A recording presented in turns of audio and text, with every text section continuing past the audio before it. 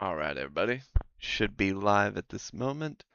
Just gonna double tap, make sure everything's running well. All right. Do do do do do do do. And we'll be starting the book of Exodus today. All right. Let's get everything ready, steady, Freddy. All right. Okay. Here we go. All right. Get a little stretch in there. All right. Exodus 1, chapter 1. These are the names of the sons of Israel who came to Egypt with Jacob, each with his household: Reuben, Simeon, Levi, and Judah; Issachar, Zebulun, I don't know, and Benjamin; Dan and Naphtali, Gad and Asher. All the descendants of Jacob were 70 persons. Joseph was already in Egypt. Then Joseph died, and all his brothers, and all that generation. But the people of Israel, also that's Jacob, for those who don't know, he goes by both names. People of Israel were fruitful and increased greatly. They multiplied and grew exceedingly strong, so that the land was filled with them. Now there arose a new king over Egypt, who did not know Joseph. And he said to his people, Behold, the people of Israel are too many and too mighty for us. Come, let us deal shrewdly with them, lest they multiply, and, if war breaks out, they join our enemies and fight against us and escape from the land. Therefore they set taskmasters over them to afflict them with heavy burdens. They built for Pharaoh store cities, Pithom and Ramesses. Pithom or Pithom, not sure, and Ramesses. But the more they were oppressed, the more they multiplied, and the more they spread abroad. And the Egyptians were in dread of the people of Israel. So they ruthlessly made the people of Israel work as slaves, and made their lives bitter with hard service, in mortar and brick, and all kinds of work in the field. And all their work they ruthlessly made them work as slaves. Then the king of Egypt said to the Hebrew midwives, one of whom was named Siphrah, and the other Puah, When you serve as midwife to the Hebrew women, and see them on the birth stool, if it is a son, you shall kill him, but if it is a daughter, she shall live. But the midwives feared God, and did not do as the king of Egypt commanded them, but let the male children live. So the king called the midwives, and said to them, Why have you done this, and let the male children live?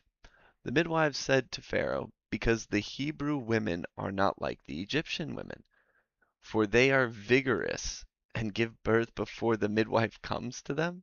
Okay. So God dealt well with the midwives, and the people multiplied and grew very strong. And because the midwives feared God, he gave them families.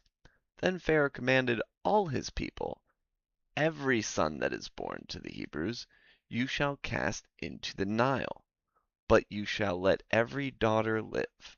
All right, that is chapter 1. So let's go over this. Any highlights, anything interesting, anything standing out? Um, hmm. So supposedly all the descendants of Jacob slash Israel were 70 persons. Okay. So who knows how many years went by if, we're going by the biblical story here. We're not gonna get too, you know, let's just let the book speak for itself. So multiplied grew exceedingly strong. It's been quite amount of time afterwards. quite many generations for 70 to turn into a population worth being concerned about. Um, spitballing, who knows, 200 years probably take at least for 70 to turn into something formidable and worth concerning yourself with. Um, hmm, okay. All right. I do find that this they are vigorous and give birth before the midwife comes to them. Uh, I think that's just a them being like, yeah, they just I don't think the midwives actually wanted. I mean, they give the justifications the midwives feared God. Were the midwives he went to the Hebrew, why would you expect the Hebrew midwives to basically betray their own people?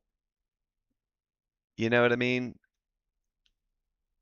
Because if this means, I mean, this could mean the midwives that the Hebrews choose to use as midwives, which maybe they're not all of them Hebrew. Maybe they come from, you know what I mean? The midwives that serve the Hebrews, or are the midwives actually Hebrew in, you know, identity? Because that, I mean, that would just be like, be very strange for them to betray their own people. So they probably just gave some kind of like, oh yeah, we tried, but they just they give birth before we even get there, and then we're not. How are we supposed to take the acting like the midwives could just forcibly, like, what, the husbands are just gonna stand by while the midwives are like, all right, this baby boy's going away, tossing him, like the midwives have some kind of authority over the family that is, especially back then when you had families, it would be, I'm sure much, you had big families, extended families, normally all like living together. So for a woman in that family group to give birth, that must have been a huge occasion. And everybody was probably, at least anticipating, helping everything be prepped.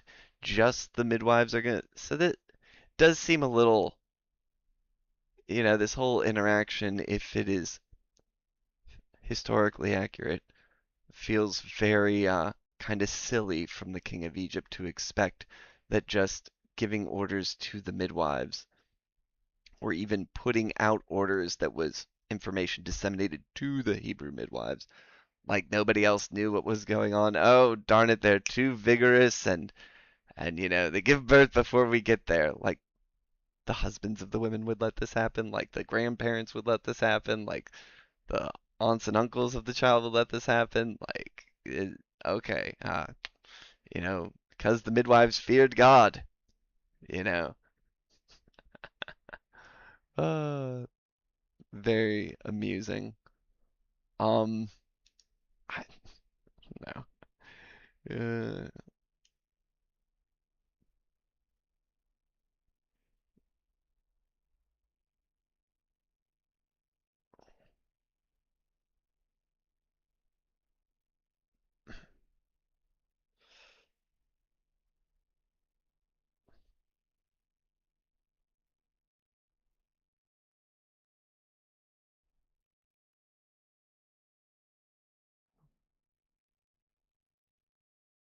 It's also like what if the midwife actually was going to try to go through it, they'd take the baby as it comes out. Oh, I'm just going to carry it over here, or like what they have like a knife in their hand, like don't worry, we're circumcising early, stabby stab. Like don't know how that would even function, how they would even get that job done.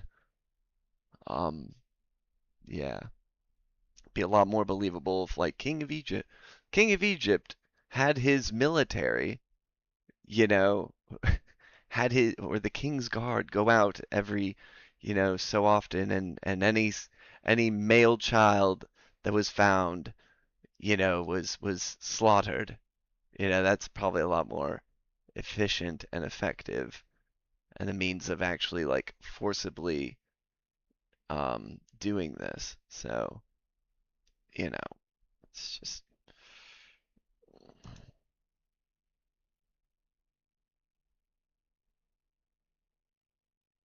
so that's just it's just kind of goofy. Okay.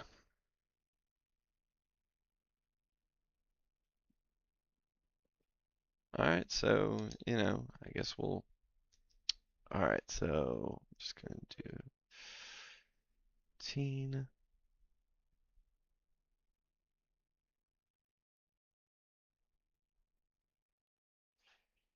Um.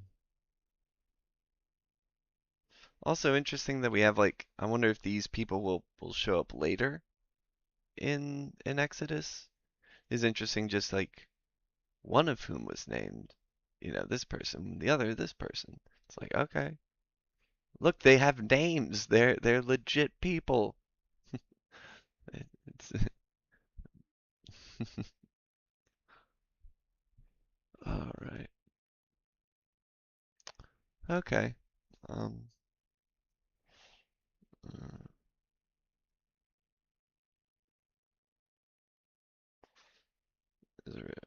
Israelites multiply. Um and the Egyptians start oppressing them.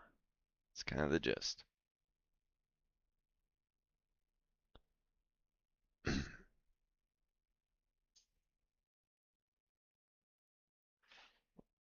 All right, on to the next chapter. All right. Chapter 2.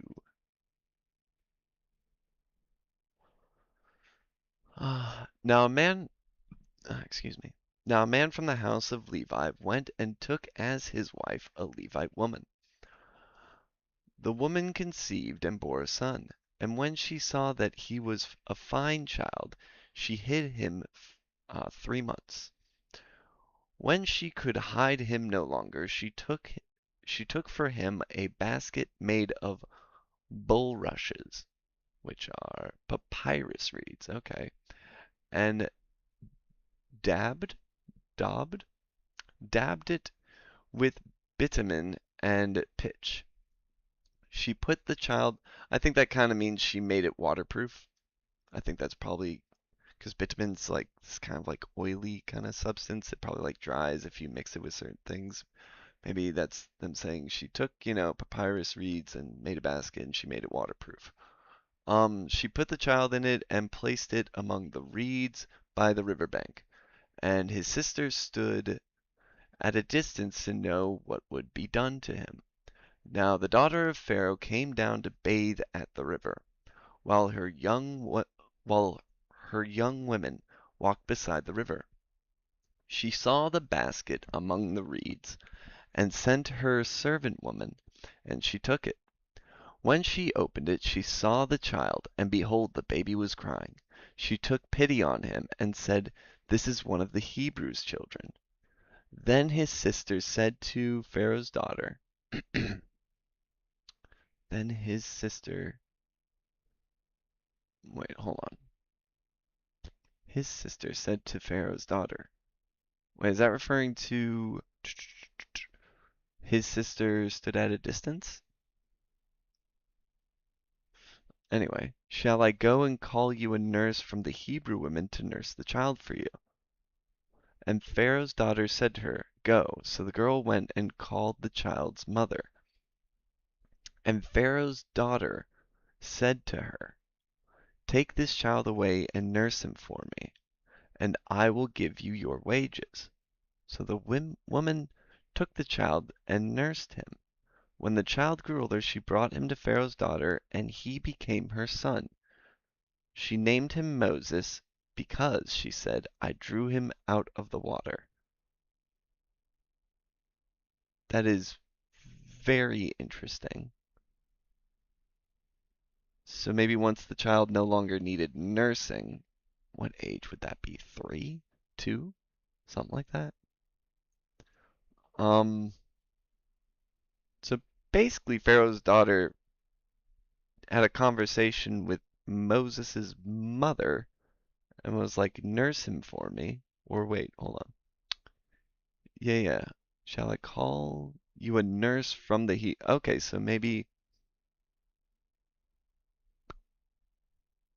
interesting interaction. Because I think this is to the sister of Moses. Or wait, no. Go went and called the child's mother. Alright, Moses' mother is called. Said to Moses' mother, take this child away and nurse him. Okay, so basically I will pay you, give you your wages. Maybe maybe that's more than normal. I mean, or is she threatening to withhold the wages if she doesn't comply? Might be a threat. Might be like, if you don't do this, you're not getting your wages. Um, so the woman did as she was told. All right, let's keep going. One day, when Moses had grown up, he went out to his people and looked on their burdens, and he saw an Egyptian beating a Hebrew, one of his people. He looked this way and that, and seeing no one, he struck down the Egyptian and hid him in the sand. When he went out the next day, behold, two Hebrews were struggling together.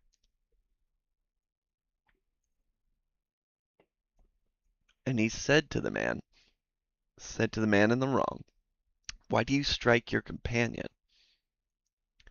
He answered, who made you a prince and a judge over us? Do you mean to kill me as you killed the Egyptian? Then Moses was afraid and thought, surely the thing is known. It's like, oh shit, they know, excuse my language. Crap. Interesting. All right. When Pharaoh heard of it, he sought to kill Moses. But Moses fled from Pharaoh and stayed in the land of Midian, and he sat down by a well. Now the priests of Midian had 7 daughters, and they came and drew water and filled the troughs to water their father's flock. The shepherds came and drove them away, but Moses stood up and saved them and watered their flock. Okay, interesting. When they came home to their father Reu, he said, how is it that you have come home so soon today? They said, an Egyptian delivered us out of the hand of the shepherds, and even drew water for us and watered the flock. He said to his daughters, then where is he? Why have you left the man? Call him, that he may eat bread. And Moses was content to dwell with the man, and he gave Moses his daughter Zipporah.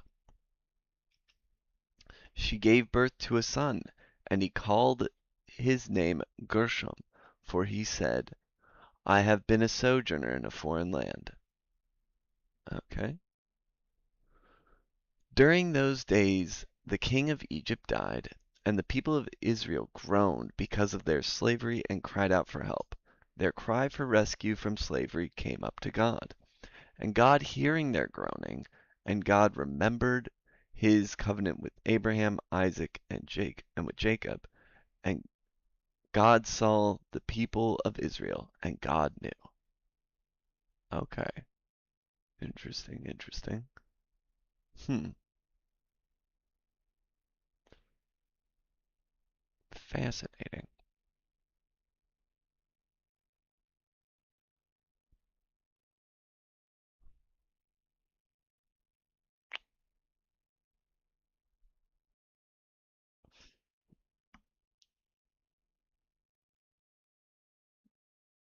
So Pharaoh's daughter.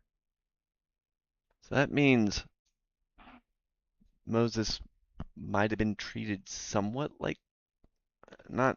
Hmm. He became a son to Pharaoh's daughter. I wonder how old Pharaoh's daughter was at this time.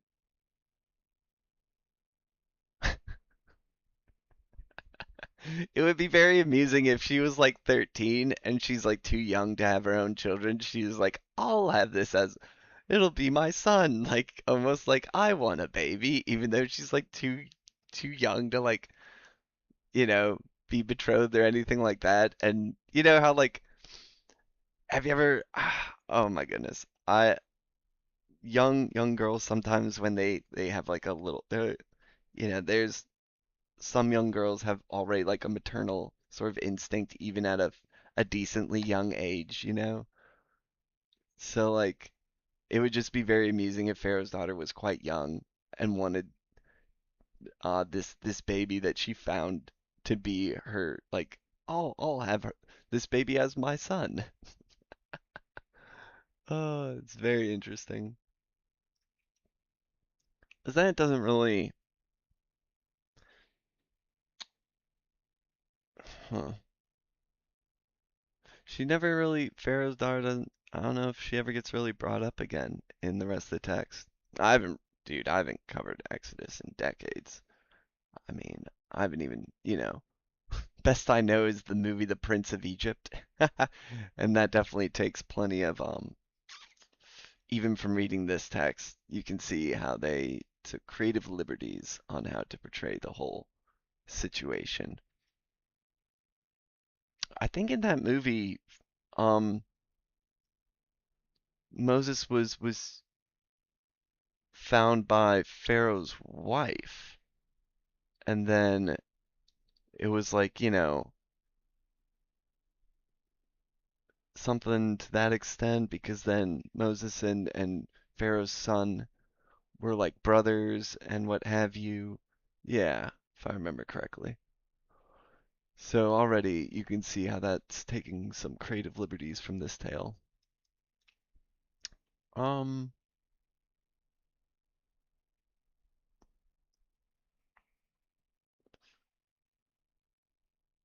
huh.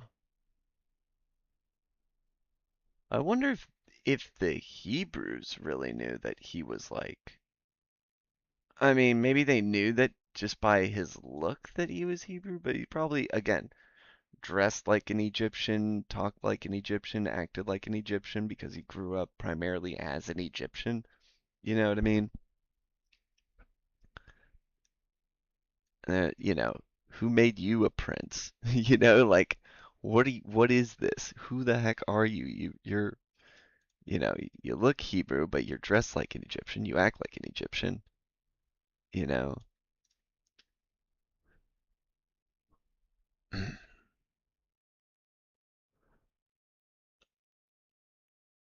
I wonder if this is just Moses being afraid that he would be killed, because I don't know if like if he just killed some random if you're basically treated like a grandson of the pharaoh, I'm sure you have some leeway. I'm sure he would have had some reprisal, but killing him just because he like, he struck down some random Egyptian who was beating a Hebrew. Maybe Pharaoh's like, oh, he's gone. He's no longer Egyptian. He is turning on us. He's getting back to his Hebrew roots, so maybe he should be concerned. Maybe Pharaoh never really was all that approving of his daughter taking in this Hebrew. And maybe this was like Pharaoh's like, ah, see, I knew he would be a bad apple. All those Hebrews are bad apples. That kind of sort of mentality where he finally had like the right excuse to kill Moses, who he never really like maybe he was just tolerating him all this time. So, you know,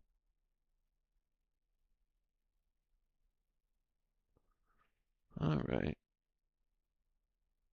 Because even then, they're like an Egyptian delivered us. So, like, they're very much under the impression. All right. Curious, curious, curious. All right, let's just put down some highlights. All right.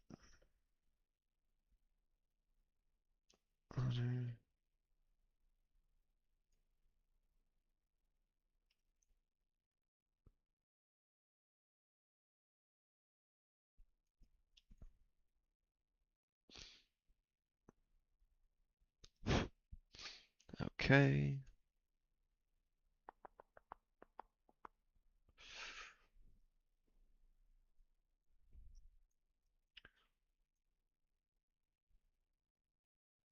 And clearly Moses, I mean, if we're just going by the text, it does seem like has, he's retained some kind of affinity for his people, potentially. Unless the text is just putting this in, maybe Moses just had a bit more of like a soft spot in general. But then again, potentially again, if Pharaoh despised him because he was Hebrew, maybe he found more of a identity in being Hebrew because he was looked down upon for being Hebrew, and maybe that's where he kind of, it's almost sort of imposed for him to identify more as a Hebrew because maybe Pharaoh just didn't like him for that fact, you know. So he probably knew very well that he was a Hebrew being treated like an Egyptian prince, even if maybe not all that liked of a prince, you know.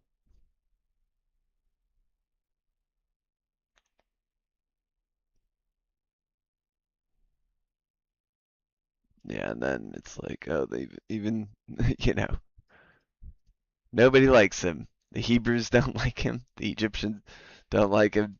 It's like he's definitely in a pickle here.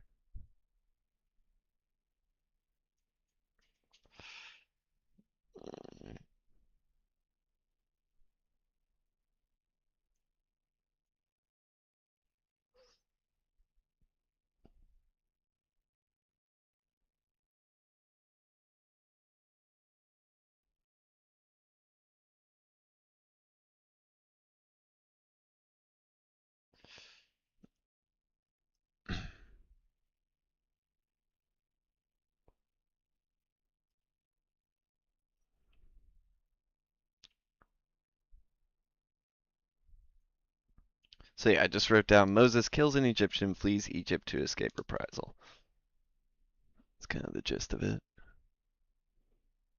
All right.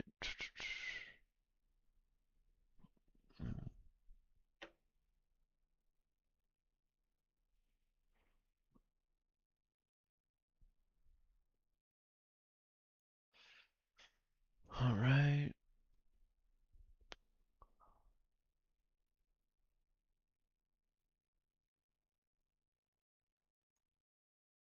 All right, let's keep rolling. Well, hmm, just write down Moses. I guess you could say gets married. Keep writing Moses' name with an A. It's an E. Moses, not Moses. Moses. Uh,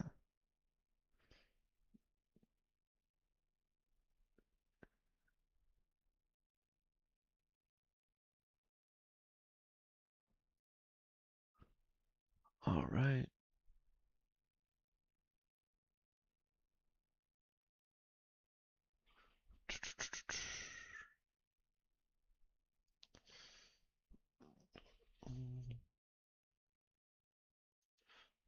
All right. Let's keep rolling. Let's go to chapter 3.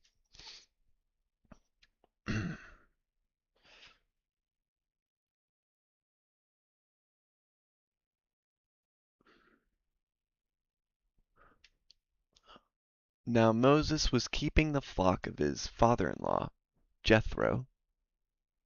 Wait a minute. Was that his name? For some reason I thought it was something different. When they came home to their father Reuel. Wait, then who's Jethro? Wait, what?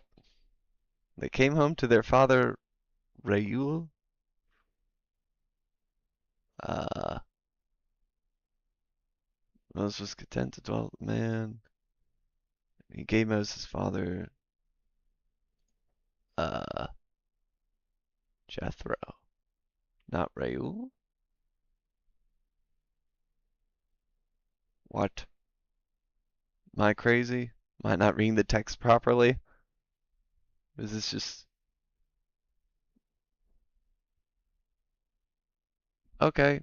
Um, hmm. Whatever. Just keep going. All right. Now Moses was keeping the flock of his father-in-law, Jethro, the priest of Midian, and he led his flock to the west side of the wilderness and came to Horeb, the mountain of God. And the angel of the Lord appeared to him in a flame of fire out of the midst of a bush. He looked, and behold, the bush was burning, yet it was not consumed. And Moses said, I will turn aside to see this great sight, why the bush is not burned. When the Lord saw that he turned aside to see, God called him out of the bush, Moses, Moses. And he said, Here I am. Then he said, Do not come near. Take your sandals off your feet, for the place on which you are standing is holy ground. And he said, I am the God of your father, the God of Abraham, the God of Isaac, and the God of Jacob, aka Israel. And Moses hid his face, for he was afraid to look at God. Then the Lord said, I have surely seen the affliction of my people who are in Egypt, and have heard their cry because of their taskmasters. I know their sufferings, and I have come down to deliver them out of the hand of the Egyptians, and to bring them up out of the land to a good and broad land, a land flowing with milk and honey, to the place of the Canaanites, the Hittites, the Amorites, the Perizzites, the Hivites, and the Jebusites. And now, behold, the cry of the people of Israel has come to me, and I have also seen the oppression with which the Egyptians oppress them. Come, I will send you to Pharaoh that you may bring my people, the children of Israel, out of Egypt. But Moses said to God, Who am I that I should go to Pharaoh and bring the children of Israel out of Egypt? He said, But I will be with you, and this shall be the sign for you that I have sent you. When you have brought the people out of Egypt, you shall serve God on this mountain. Then Moses said to God, If I come to the people of Israel and say to them, excuse me, let's wet the whistle. The God of your fathers has sent me to you. And they ask me, What is his name? What shall I say to them? God said to Moses, I am who I am. Let's say we get a little notifications. Or I am what I am, or I will be what I will be. Okay? And he said, Say this to the people of Israel, I am has sent me to you. Interesting. God also said to Moses, Say this to the people of sorry, mind deviated for a moment. All right. God also said to Moses, Say this to the people of Israel, The Lord, the God of your fathers, the God of Abraham, the God of Isaac, and the God of Jacob, has sent me to you. This is my name forever, and thus I am to be remembered throughout all generations. Go and gather the elders of Israel together, and say to them, The Lord, the God of your fathers, the God of Abraham, of Isaac, and of Jacob, has appeared to me, saying, I have observed you, and what has been done to you in Egypt. And I promise that I will bring you out of the affliction of Egypt to the land of the Canaanites, the Hittites, the Amorites, the Perizzites, the Hivites, and the Jebusites, a land flowing with milk and honey. And they will listen to your voice, and you and the elders of Israel shall go to the king of Egypt and say to him, The Lord, the God of the Hebrews, has met with us. And now, please let us go a 3 days' journey into the wilderness, that we may sacrifice to the Lord our God. But I know, but I know that the king of Egypt will not let you go unless compelled by a mighty hand. So I will stretch out my hand and strike Egypt with all the wonders that I will do in it. After that he will let you go. And I will give this people favor in the sight of the Egyptians. And when you go, you shall not go empty, but each woman shall ask of her neighbor, and any woman who lives in her house, for silver and gold jewelry, and for clothing. You shall put them on your sons and on your daughters, so you shall plunder the Egyptians. In a weird twist of fate, the concern the Egyptians have for the Hebrews seems valid after that. They're gonna plunder the Egyptians. Well, it's almost like a bit of a self-fulfilling prophecy, though. All right, so that's chapter 3. Comments, concerns, inquiries. Man, we have Jethro in chapter 3. Yet we have, was it Reu? Yeah, where I must, huh. Then we have Reuel in chapter 2.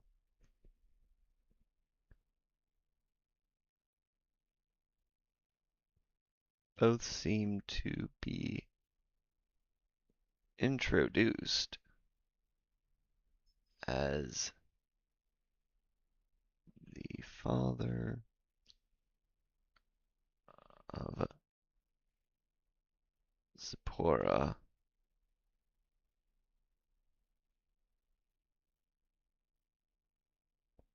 Yeah, it's just very strange.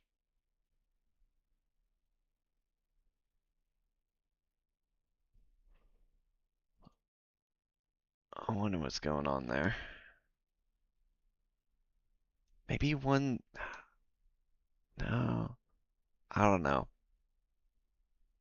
Maybe one's the father, one's the grandfather, maybe?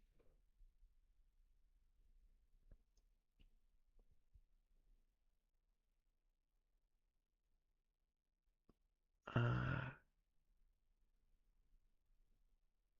um, hmm. No idea. No idea what's going on with that. So that's quirky. Don't know.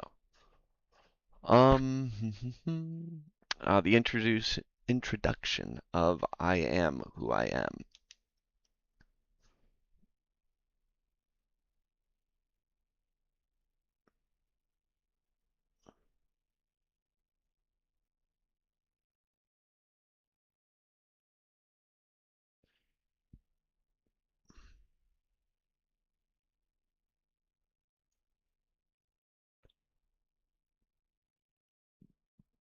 For some reason I thought it was I am the great I am. Is that not?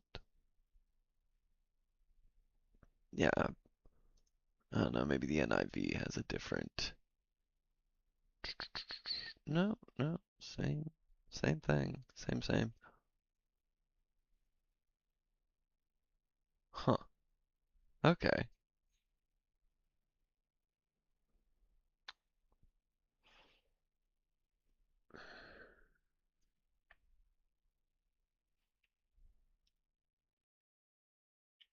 I am has sent me to you. I don't. Wonder if there's any other context to that because I'm pretty sure in Genesis I don't know if God ever uses the I am phrase. Like I am, like say I am has sent you. Like how's that supposed to translate to them if that's not something that's already culturally understood? So maybe there is some more, I don't know. I don't know. Um,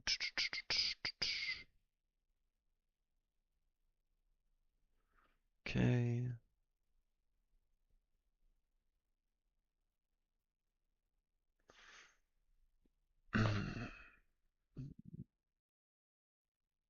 Sort of reestablishing God's promise to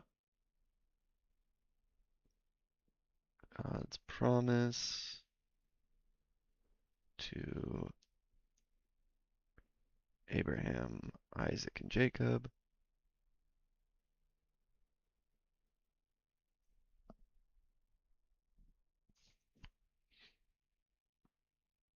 Let's see here.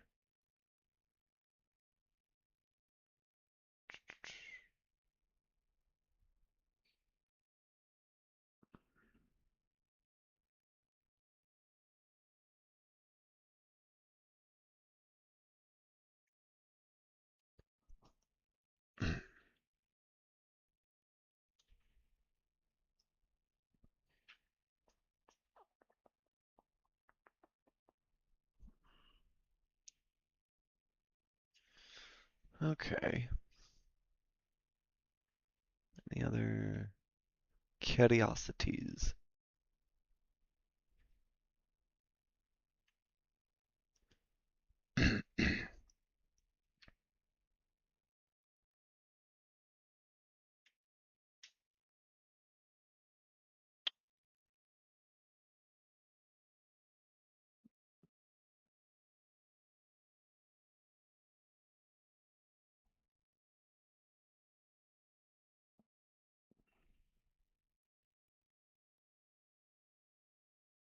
Hmm. Another sort of in kind of introduction of um not another introduction, but the this would be like the second instance of a specific spot being treated as like sacred or holy um ground or like a location being closer to God than other locations. I believe the first instance that we saw of that was either Isaac or Jacob, shoot. At Bethel, where he had like a dream at that place and he was like, "Oh, God must be very this must be a spot where God is more apt to um communicate, you know." But this is actually where the text is saying God is saying this ground is holy. This spot right here specifically. Instead of I can't remember if it's Isaac or Jacob. One of them was they came to that conclusion on their own accord rather than God telling them that. And the idea of God saying take your sandals off.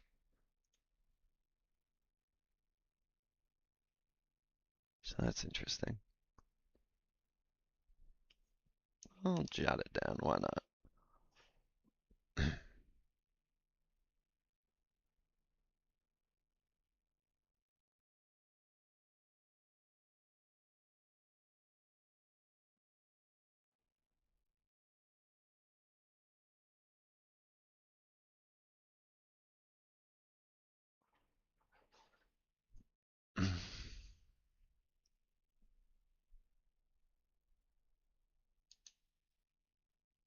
Hmm.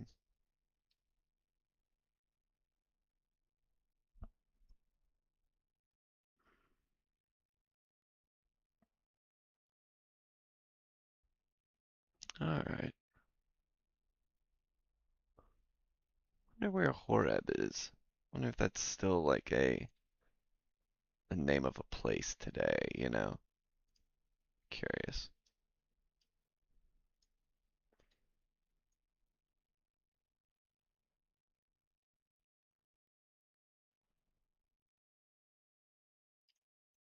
Okay.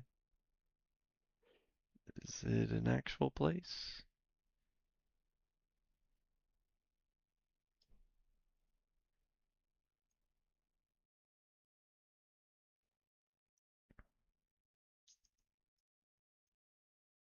Mm,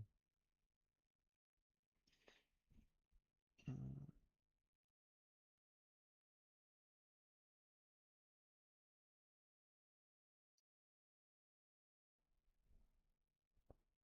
all right. Well, Wikipedia says, so take it with a grain of salt, the location of Horeb is disputed. So we're not exactly sure which one is which. Might be Mount Sinai?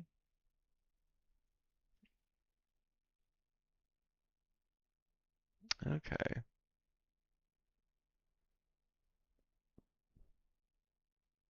Very well, very well. Let's keep it going, keep it rolling. All right.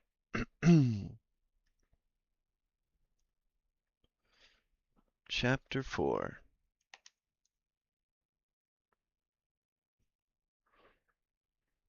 All right. Then Moses answered, But behold, they will not believe me or listen to my voice, for they will say, The Lord did not appear to you. The Lord said to him, What is that in your hand? He said, A staff. And then he said, Throw it on the ground. So he threw it on the ground, and it became a serpent, and Moses ran from it. Oh, shoot! Ah! Like, I also am a little bit afraid of snakes, so I understand, you know. He threw it on the ground. Like he said, throw it, not place. But the Lord said to Moses, Put out your hand and catch it by the tail. So he put out his hand and caught it, and it became a staff in his hand, that they may believe that the Lord, the God of their fathers, the God of Abraham, Isaac, Jacob, has appeared to you. Again the Lord said to him, Put your hand inside your cloak. And he put his hand inside his cloak. And when he took it out, behold, his hand was leprous like snow. Oh, jeez. Then God said, Put your hand back inside your cloak. So he put his hand back inside his cloak. And when he took it out, behold, it was restored like the rest of his flesh. If they will not believe you, God said, or listen to the first sign, they may believe the latter sign. If they will not believe even those two signs, or listen to your voice, you shall take some water from the Nile, and pour it on the dry ground. And the water that you shall take from the Nile will become blood on the dry ground. But Moses said to the Lord, Oh, my Lord, I am not eloquent, either in my past or since you have spoken to your servant, but I am slow of speech and of tongue. Then the Lord said to him, I can relate, buddy. I can relate. Then the Lord said to him, Who has made man's mouth? Who makes him mute or deaf or seeing or blind? Is it not I, the Lord? Now therefore go, and I will be with your mouth, and teach you what you shall speak. But he said, O my Lord, please send someone else. Yeah, I can relate to you, buddy. I understand. Then the anger of the Lord was kindled against Moses, and he said, Is there not Aaron? Wait, then the Lord again, and he said, Is there not Aaron, your brother, the Levite? I know that he can speak well. Behold, he is coming out to meet you, and when he sees you, he will be glad in his heart. You shall speak to him and put the words in his mouth, and I will be with your mouth and with his mouth, and will teach you both what to do. He shall speak for you to the people, and he shall be your mouth, and you shall be as God to him. and take in your hand this staff, with which you shall do the signs. Okay. His brother. His brother. That's an interesting situation. Blood brother or just like brother, like treated as a brother. Does Moses even know that he has a brother at this point? Who knows, man? Who knows? Let's keep rolling. Like, oh, it's introduction to Aaron. Okay. Moses went back to Jethro, his father-in-law, and said to him, "Please let me go back to my brothers in Egypt to see whether they are still alive." Okay. Maybe, because this is the Lord speaking to Moses. Maybe this is the first time Moses is even hearing about his brother. Okay, so let's stay focused. Okay. And Jethro said to Moses, "Go in peace." And the Lord said to Moses in Midian, "Go back to Egypt, for all the men who were seeking your life are dead." So Moses took his wife and his sons and um, had them ride on a donkey and went back to the land of Egypt. And Moses took the staff of God in his hand. And the Lord said to Moses, "When you go back to Egypt, see that you do before Pharaoh all the miracles that I have put in your power. But I will harden his heart, so that he will not let the people go. Then you shall say to Pharaoh, 'Thus says the Lord, Israel is my firstborn son, and I say to you, let my son go, that he may serve me. If you refuse to let him go, behold, I will kill your firstborn son.'" That's pretty brutal. At a lodging place on the way the Lord met him and sought to put him to death. Wait, what? Wait, what? Okay. Then Zipporah took a flint and cut off her son's foreskin and touched Moses' feet with it and said, "Surely you are a bridegroom of blood to me." What? Okay. So he let him alone. It was then that she said, "A bridegroom of blood," because of the circumcision. What is going on? The Lord said to Aaron, "Go into the wilderness to meet Moses." So he went and met him at the mountain of God and kissed him. And Moses told Aaron all the words of the Lord with which he had sent him to speak, and all the signs that he had commanded him to do. Then Moses and Aaron went and gathered together all the elders of the people of Israel. Aaron spoke all the words that the Lord had spoken to Moses, and did the signs in the sight of the people. And the people believed. And when they heard that the Lord had visited the people of Israel, and that he had seen their affliction, they bowed their heads and worshipped. Okay. Alright. Good gracious. Okay, so Moses quite reluctant to go about this, which is understandable. Quite a grand undertaking. Also, he's been kind of a pariah to, he's leaving people that have, where he finally probably feels like he's at home. You know what I mean? With his sort of new family, with Jethro, his father-in-law, and all that snazzy jazz. So I get why he's reluctant to go along with this. Um,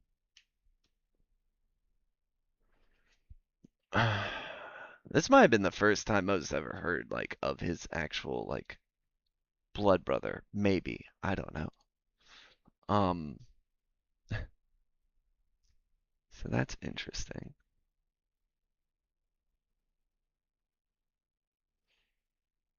Yeah, see, he's like, let me see if they're still alive. Maybe he knew them? I don't know. Um, alright, let's write down some notations.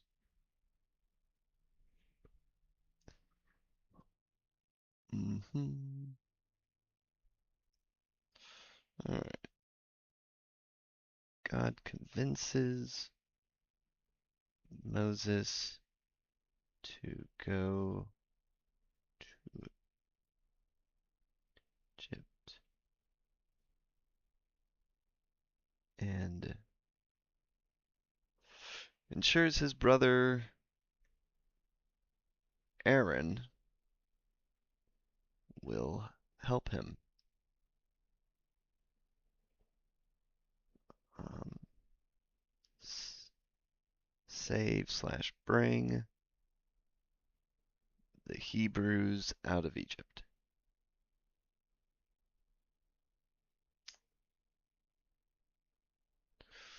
Okay.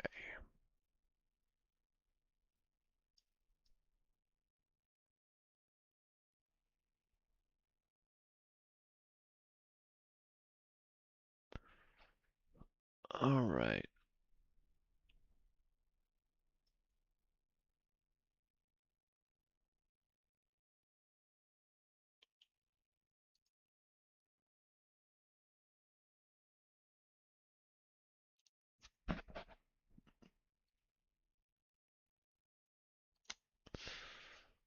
Oh,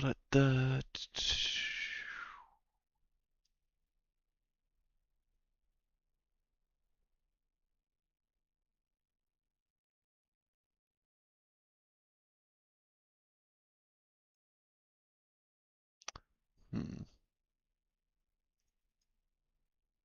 All right. Um,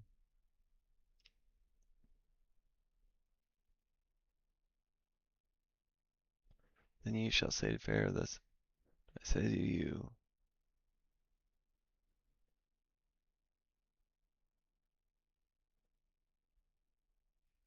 What the heck is this?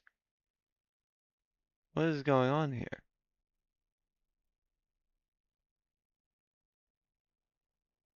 I don't. This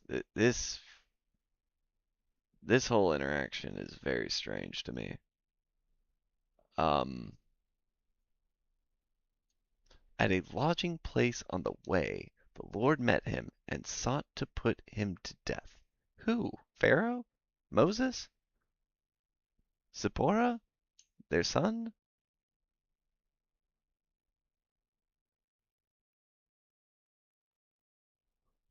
Alright, NIV, how do you say this? And was about to kill him.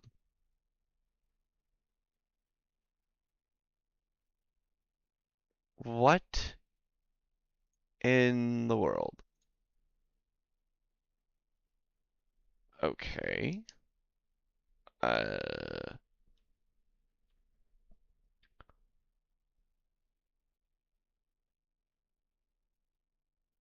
um,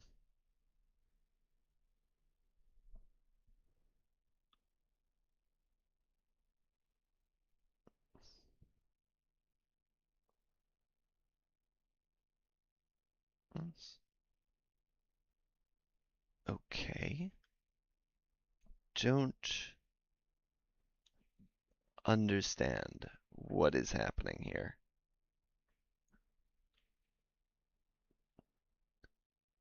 Flint to cut off her son's foreskin. Fiend said, da, da, da, so let him alone. Then she said, bridegroom, because of circumcision.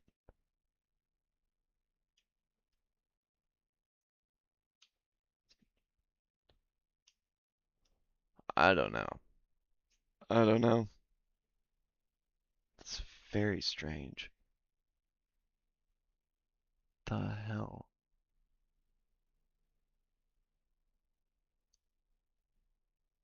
Really throws me off. Like, we went from, Moses like heading back to Egypt. And the Lord says to Aaron, go and meet Moses, which, you know, okay, all right.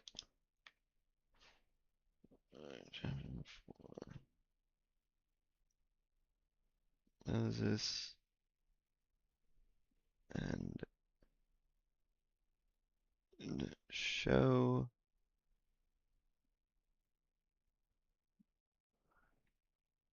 Israelites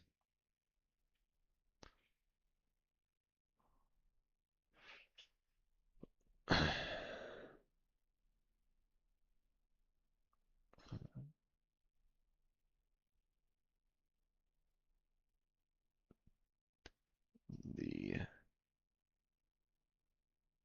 Israelites believe.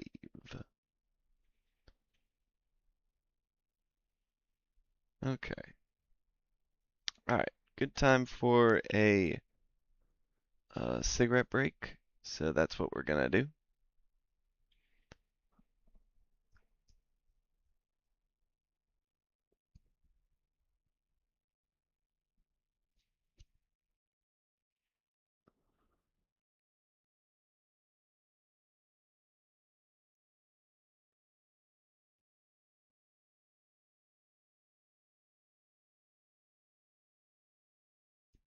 All right. Be right back.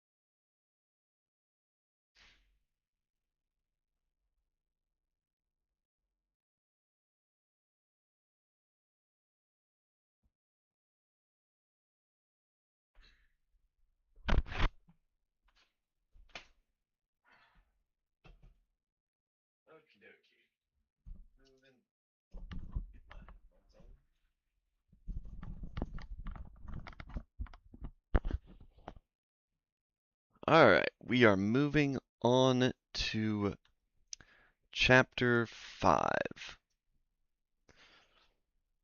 All right, let me just add one more note from chapter 4.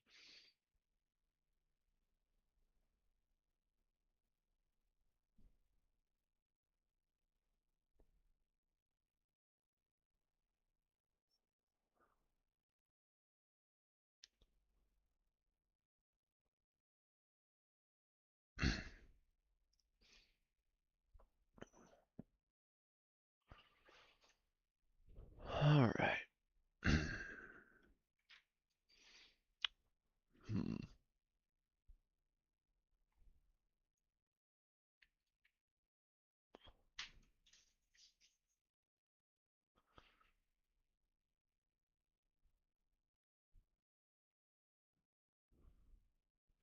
Chapter 5. Afterward Moses and Aaron went and said to Pharaoh, Thus says the Lord, the God of Israel, Let my people go, that they may hold a feast to me in the wilderness. But Pharaoh said, Who is the Lord, that I should obey his voice and let Israel go? I do not know the Lord, and moreover, I will not let Israel go. Then they said, The God of the Hebrews has met with us. Please let us go a 3 days' journey into the wilderness, that we may sacrifice to the Lord our God, lest he fall upon us with pestilence or with the sword. But the king of Egypt said to them, Moses and Aaron, why do you take the people away from their work? Get back to your burdens. And Pharaoh said, Behold, the people of the land are now many, and you make them rest from their burdens. The same day Pharaoh commanded the taskmasters of the people and their foremen, You shall no longer give the people straw to make bricks, as in the past. Let them go and gather straw for themselves. But the number of bricks that they made in the past you shall impose on them. You shall by no means reduce it, for they are idle. Therefore they cry, Let us go and offer sacrifice to our God. Let heavier work be laid on the men, that they may labor at it and pay no regard to lying words. So the taskmasters and foremen of the people went out and said to the people, Thus says Pharaoh, I will not give you straw. Go and get your straw yourselves wherever you can find it, but your work will not be reduced in the least. So the people were scattered throughout the land of Egypt to gather stubble for straw. The taskmasters were urgent, saying, Complete your work, your daily task each day, as when there was straw. And the foremen of the people of Israel, whom Pharaoh's taskmasters had set over them, were beaten, and were asked, Why have you not done all your task of making bricks today and yesterday, as in the past? Then the foremen of the people of Israel came and cried to Pharaoh, Why do you treat your servants like this? No straw is given to your servants, yet they say to us, Make bricks. And behold, your servants are beaten, but the fault is in your own people. But he said, You are idle, you are idle. That is why you say, Let us go and sacrifice to the Lord. Go now and work. No straw will be given you, but you must deliver the same number of bricks. The foremen of the people of Israel saw that they were in trouble when they said, You shall by no means reduce your number of bricks, your daily task each day. They met Moses and Aaron, who were waiting for them, as they came from Pharaoh. And they said to them, The Lord look on you and judge, because you have made us stink in the sight of Pharaoh and his servants, and have put a sword in their hand to kill us. What is this? Okay. Then Moses turned to the Lord and said, O Lord, why have you done evil to this people? Why did you ever send me? For since I came to Pharaoh to speak in your name, he has done evil to this people, and you have not delivered your people at all. All right. Oy, oy, oy. See what we got going on. All right.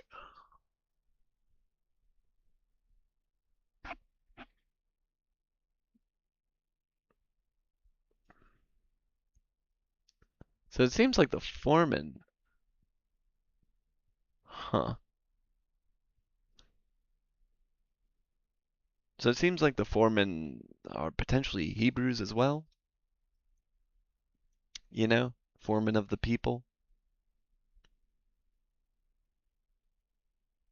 They're like kind of like the ones sort of, above to ensure that everybody's organized and, they're acting as foremen. They're doing what foremen do. Organizing, dishing out orders, making sure stuff runs smoothly. So it seems like they kind of like are sort of allowed to do some of this stuff sort of on their, like without too much micromanaging. The taskmasters explain what must be done, the foremen then go and get it done.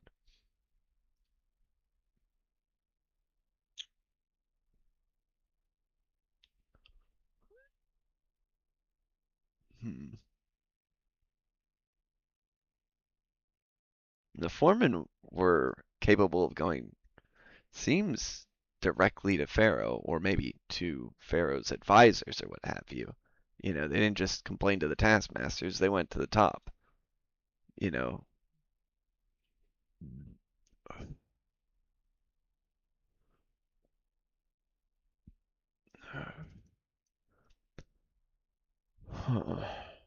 you are idle. You're lazy. If you have, if you think you have time to, I don't know. Yeah, he's just gaslighting them.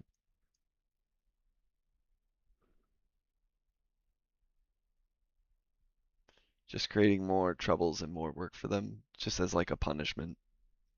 Okay.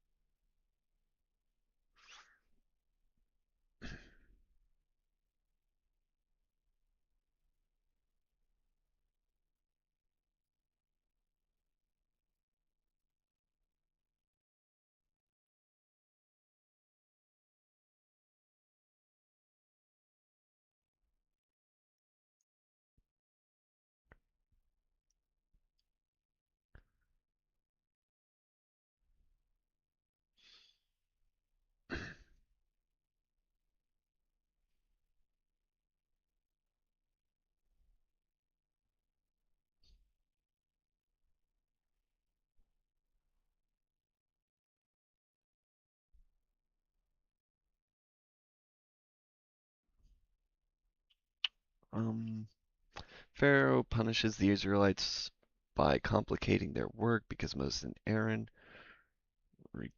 requested for the people to be allowed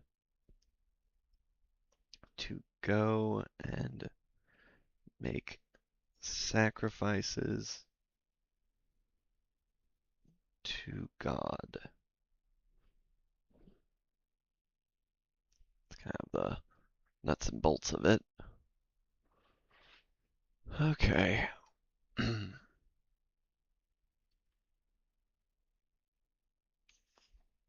Moses complains. Alright.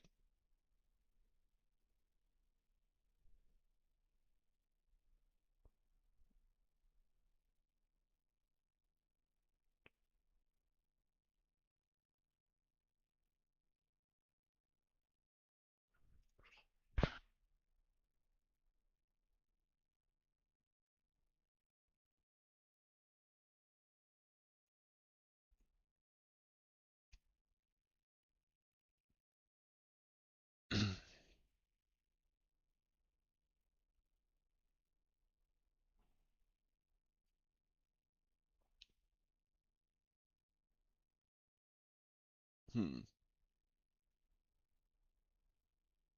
Could be that like the people were getting their work done in a decently timely manner enough to have time and energy to speak to Moses and Aaron and have all these little get-togethers where they decide to speak to Pharaoh, and even it seems like the people of Israel were sort of on board with this and ready to make that request as well.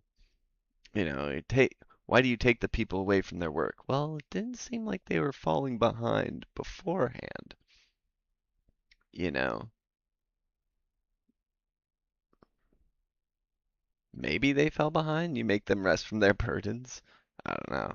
I mean, it's like, hey, God's bringing us out of here. Like, and people maybe were like, oh, we're leaving soon. So maybe we're not putting in as much work, so Pharaoh makes the work that much harder and more difficult.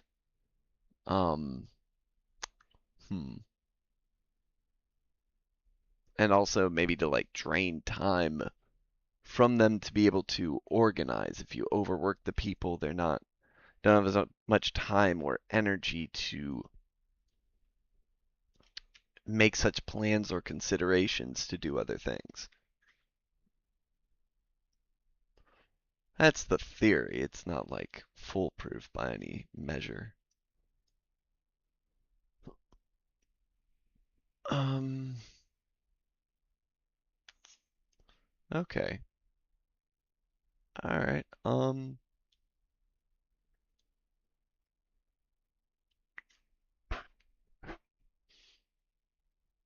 The foremen aren't too pleased about it.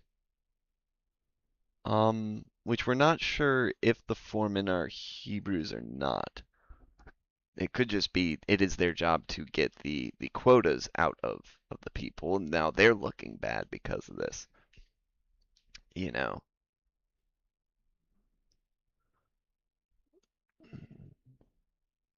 So maybe they're more concerned about, they want to be known as good foremen. Good foremen get the work done, and now, due to this whole debacle, they're not capable of looking good in front of their taskmasters. You know, something to that effect. I'm not sure.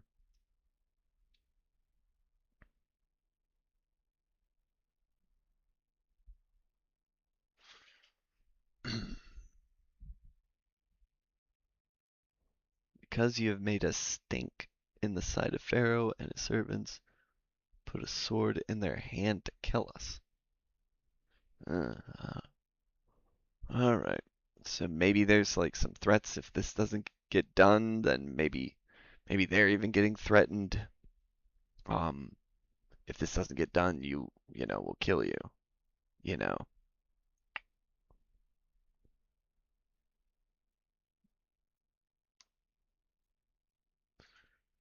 All right. Chapter 6.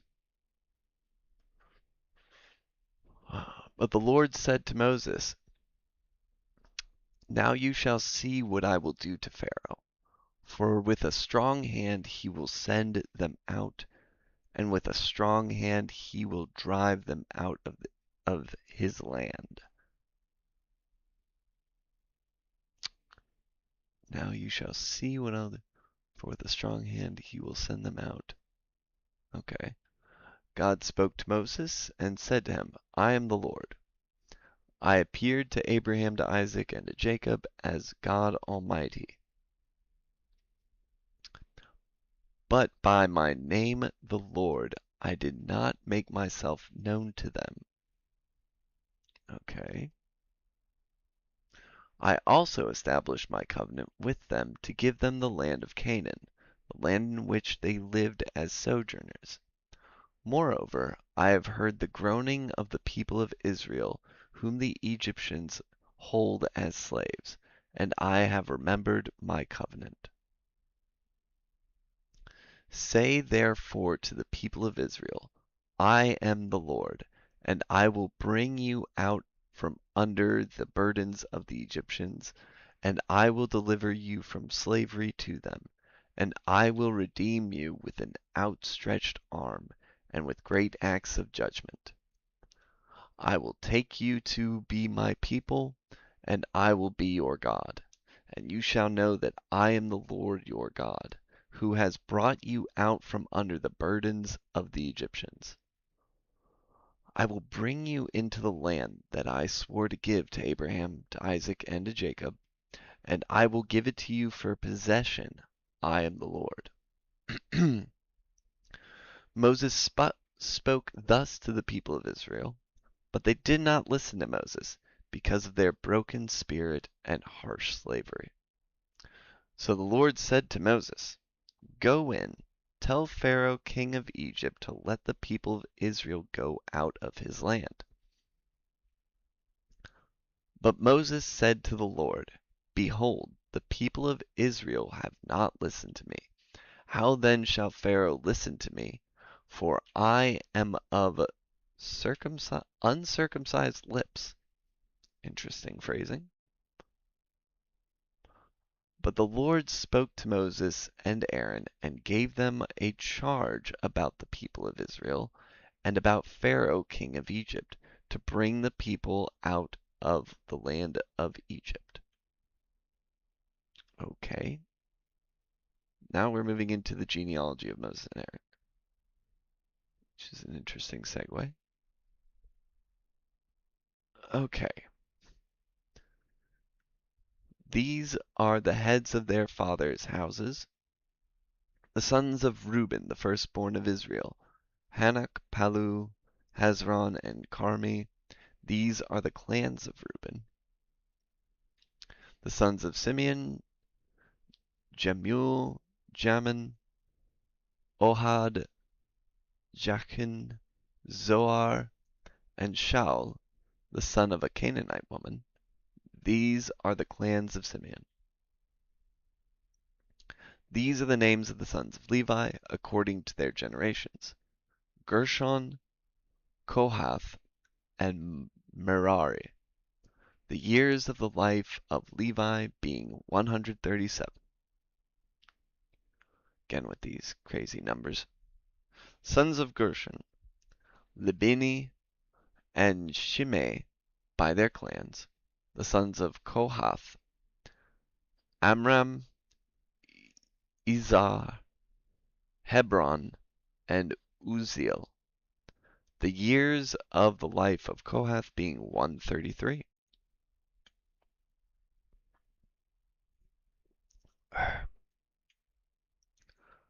The sons of Merari, Mali, and Mushi.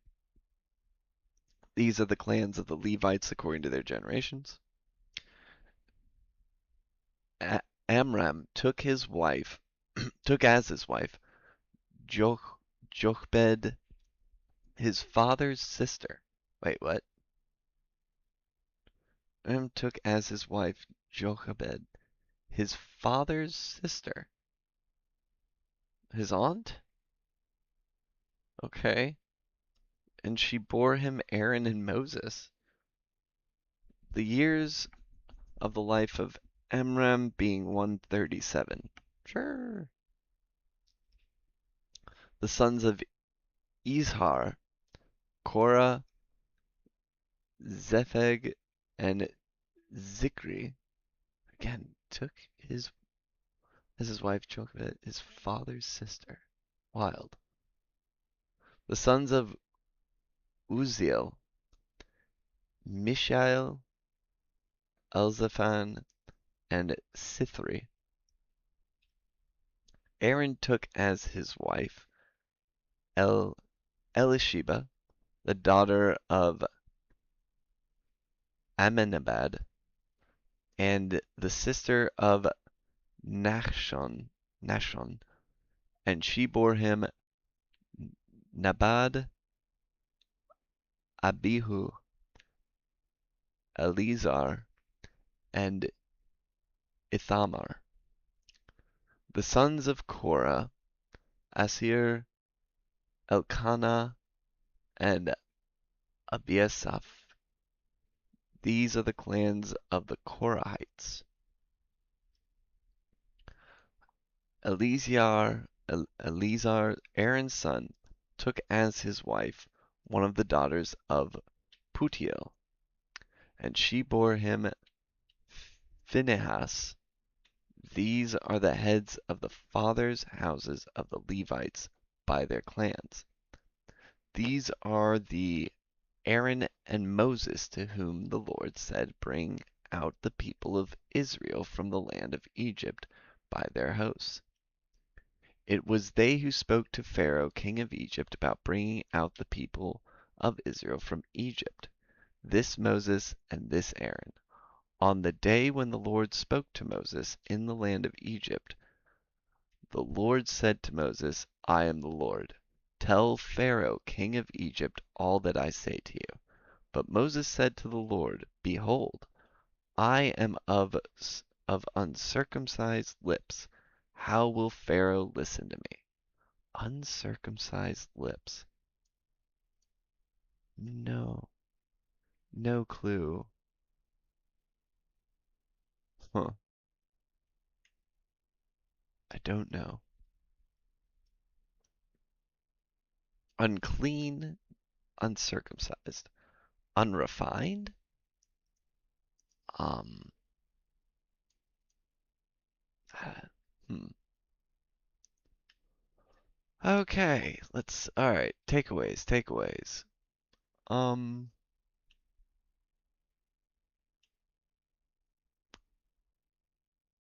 okay.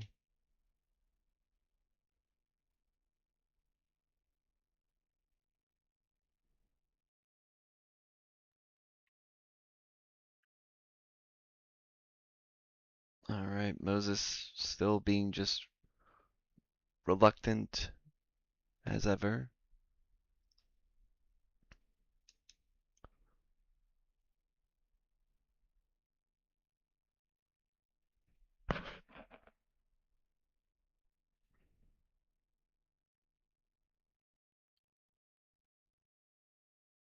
But by my name the Lord, I did not make myself known to them. What? I appeared to Abraham, to Isaac, and as God Almighty.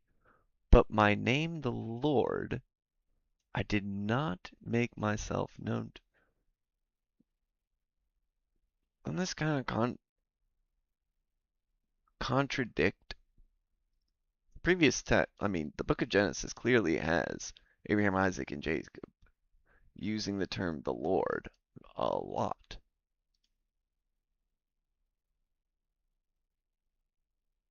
And there is only one instance where it's like God Most High is used in a very specific context. God Almighty doesn't. Is this like very? I don't know.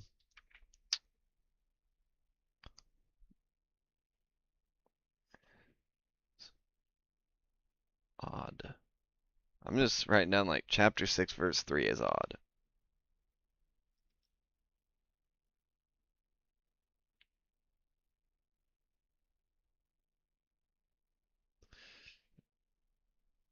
Uh,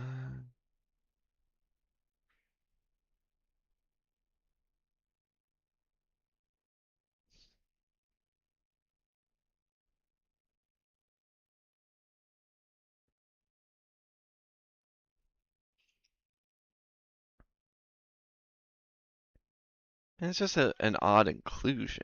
It's just very. This is very strange.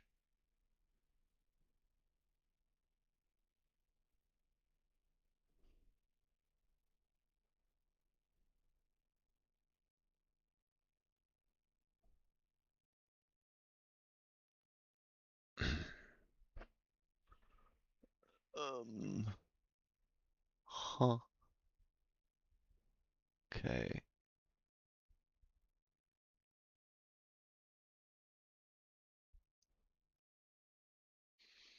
Hmm.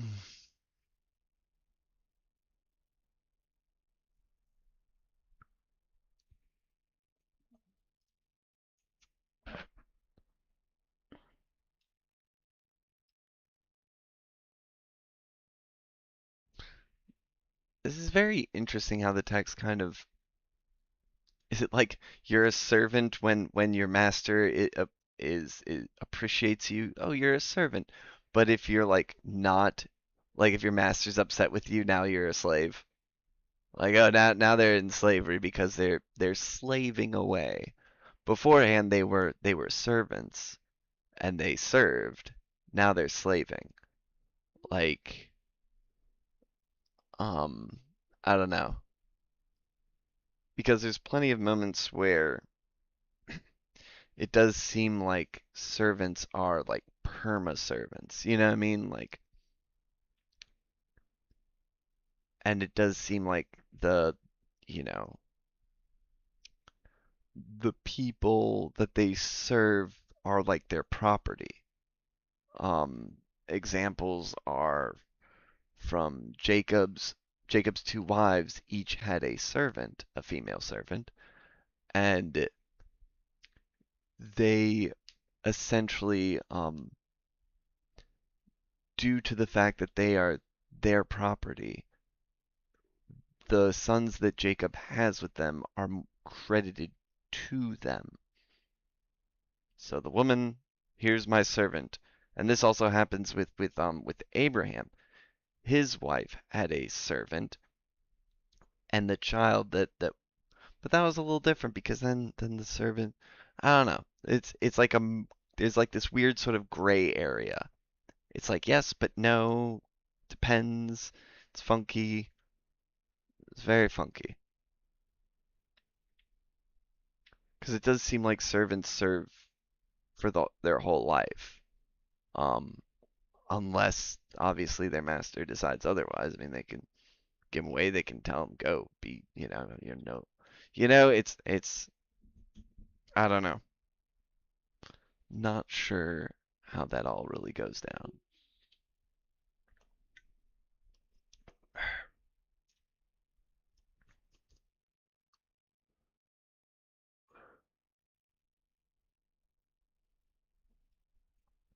All right. Okay. Da, da, da.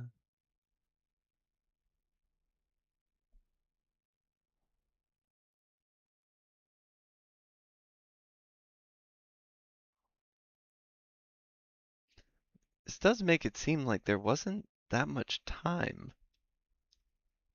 in between. Um, hold on. Levi. So Levi had. Let's see. So had Kohath or Kahath, however you say it, had Amram, and Amram had Moses. So it goes. So let's see. It goes Levi to um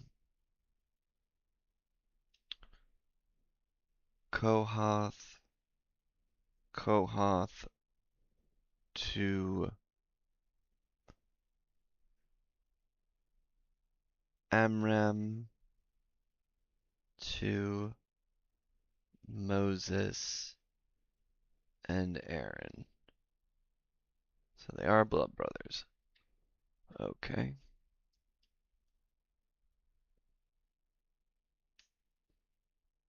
Okay.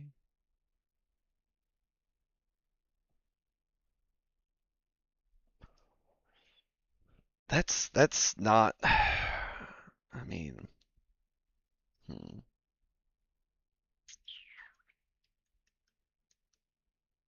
Hold on. I'm just gonna have a little fun with so so Moses supposedly by this Moses's gr great great no, just great grandfather. It's just great grandfather is Levi.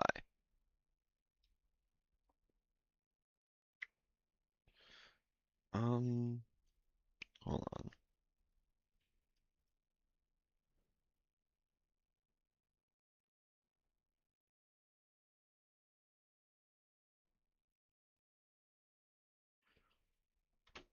I mean,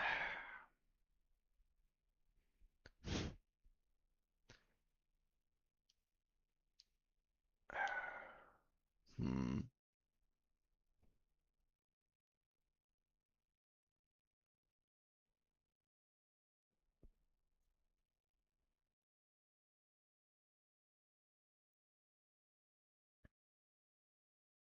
They were capable of multiplying on it. Like they said they started with 70 people, right? In, now we're talking about, you know, if they are multiplying at a factor of 8 per generation, right? So 70 times 8, 70 turns into 560. So now we're at Kohath. Okay? Multiply by 8. We're at Amram.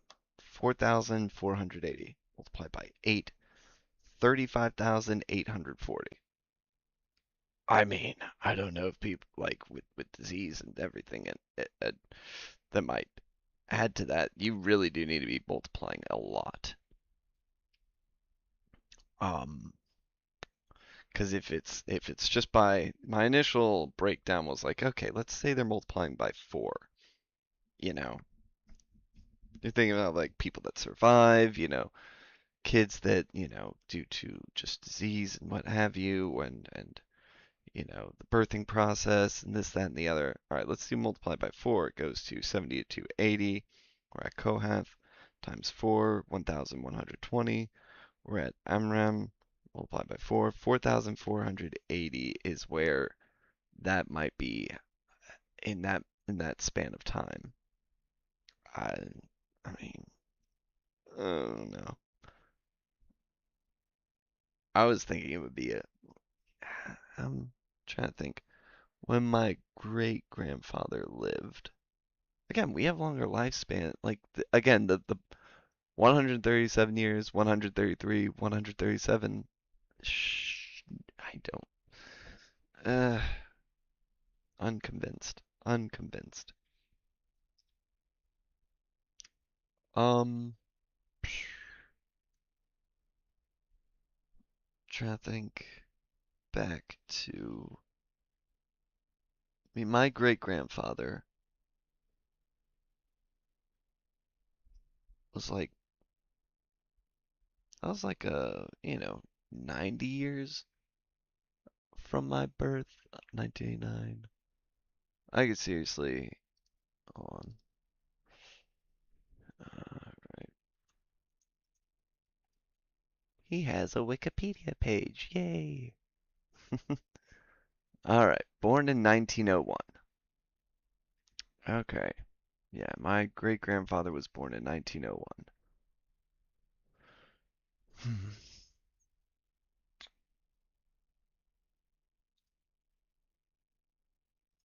Hmm. If we go by fours,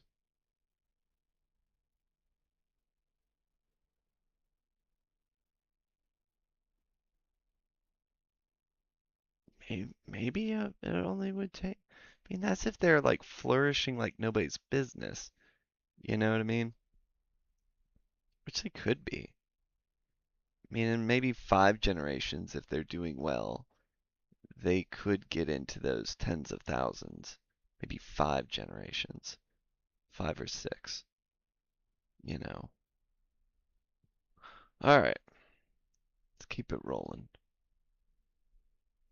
Anything else interesting here? Hmm.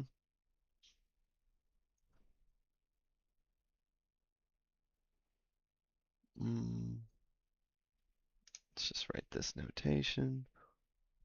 G2.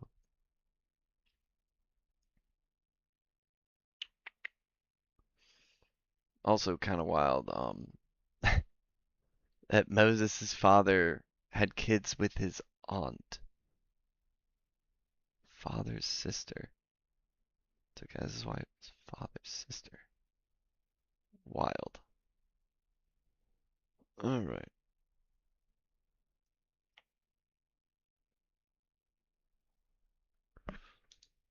Um.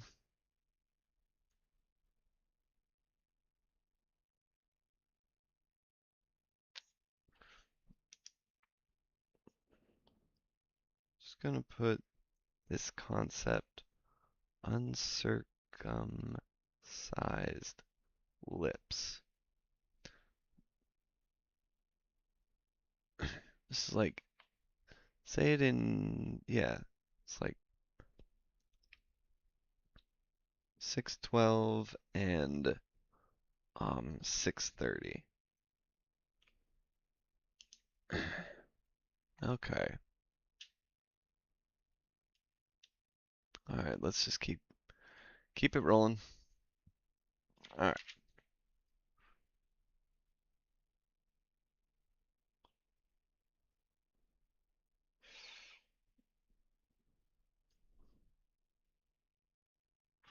Chapter 7. And the Lord said to Moses, See, I have made you like God to Pharaoh, and your brother Aaron shall be your prophet. Have you made him like God to Pharaoh? Okay. You shall speak all that I command you, and your brother Aaron shall tell Pharaoh to let the people of Israel go out of his land. Another instance where he's talking about hardening Pharaoh's heart. But I will harden Pharaoh's heart, and though I multiply my signs and wonders in the land of Egypt, Pharaoh will not listen to you. Then I will lay my hand on Egypt and bring my hosts, my people, the children of Israel, out of the land of Egypt by great acts of judgment. The Egyptians shall know that I am the Lord when I stretch out my hand against Egypt and bring out the people of Israel from among them. Moses and Aaron did so. They did just as the Lord commanded them. Now Moses was 80 years old, and Aaron 83 years old when they spoke to Pharaoh. Okay. Dude, my with all these different strange ages, I keep coming back to this idea that somehow, some way, maybe they counted every solstice or something like that as like a year or something like that. Like, oh, I don't know, because living 130, these ages are so far-fetched. There's got to be some kind of, I just feel like there's got to be some reasonable explanation for why 80 years old. Okay, okay. At this time in the world. All right. The Lord said to Moses and Aaron, When Pharaoh says to you, Prove yourselves by working a miracle, then you shall say to Aaron, Take your staff and cast it down before Pharaoh, that it may become a serpent. So Moses and Aaron went to Pharaoh and did just as the Lord commanded. Aaron cast down his staff before Pharaoh and his servants, and it became a serpent. Then Pharaoh summoned the wise men and the sorcerers, and they, the magicians of Egypt, also did the same by their secret arts. For each man cast down his staff, and they became serpents, but Aaron's staff swallowed up their staffs. Still Pharaoh's heart was hardened, and he would not listen to them, as the Lord had said. Then the Lord said to Moses, Pharaoh's heart is hardened. He refuses to let the people go. Go to Pharaoh in the morning, as he is going out to the water, and stand on the bank of the Nile to meet him. Take in your hand the staff that turned into a serpent, and you shall say to him, The Lord, the God of the Hebrews, sent me to you, saying, Let my people go, that they may serve me in the wilderness. But so far you have not obeyed. It's not in quotes. Is he supposed to say that as well? Lord, he said, and you shall say to him, the Lord, oh, I see. Yes, yes, but so far you have not obeyed. Thus says the Lord, By this you shall know that I am the Lord. Behold, With the staff that is in my hand I will strike the water that is in the Nile, and it shall turn into blood. The fifth, the fish in the Nile shall die, and the Nile will stink, and the Egyptians will grow weary of drinking water from the Nile. And the Lord said to Moses, Say to Aaron, Take your staff and stretch out your hand over the waters of Egypt, over their rivers, their canals, and their ponds, and all their pools of water, so that they may become blood. And there shall be blood throughout all the land of Egypt, even in vessels of wood and in vessels of stone. Moses and Aaron did as the Lord commanded in the sight of Pharaoh, and in the sight of his servants he lifted up the staff and struck the water in the Nile, and all the water in the Nile turned into blood. And the fish in the Nile died, and the Nile stank, so that the Egyptians could not drink water from the Nile. There was blood throughout all the land of Egypt.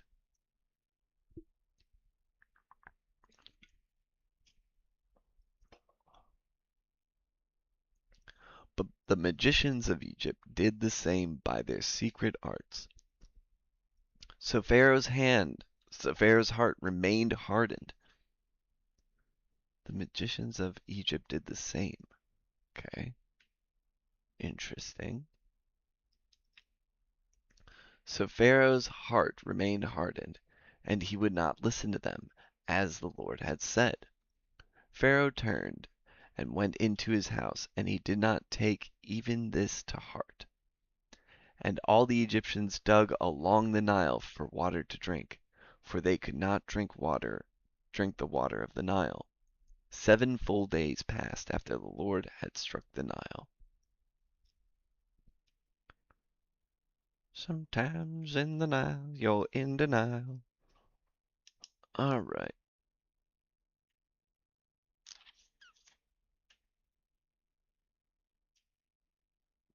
Hmm.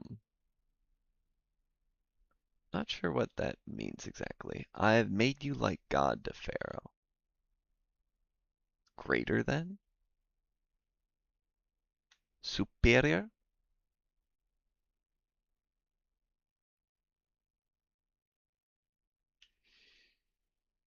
Hmm. Someone who brings judgment, perhaps?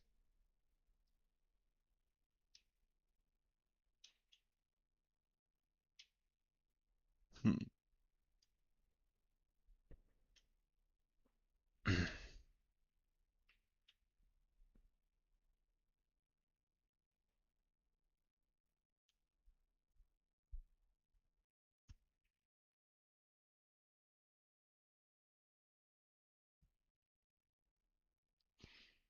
Okay.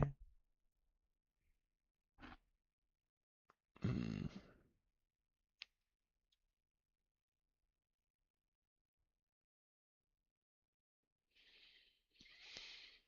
Hmm.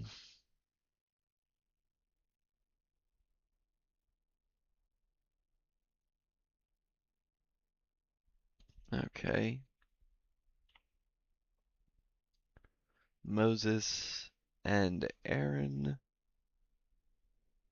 perform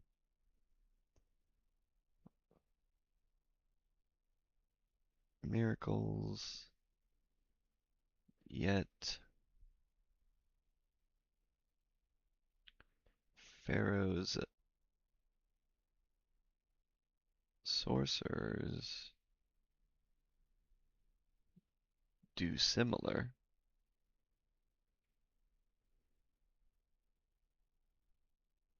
and Pharaoh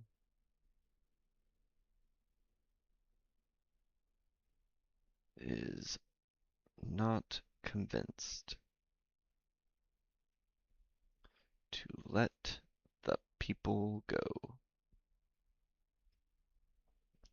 Okay.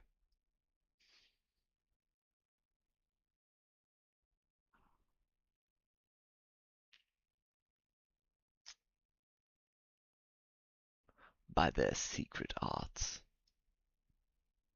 The magicians. They have magicians. They have sorcerers. Might be the first. Ah, some of the wise men, the sorcerers. The secret arts.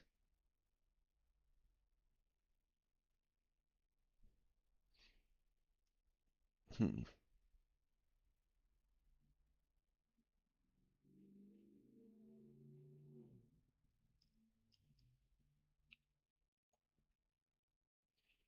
All right.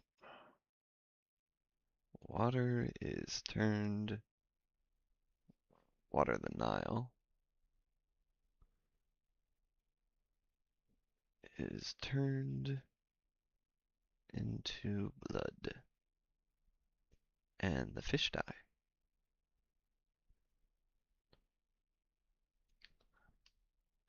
All right.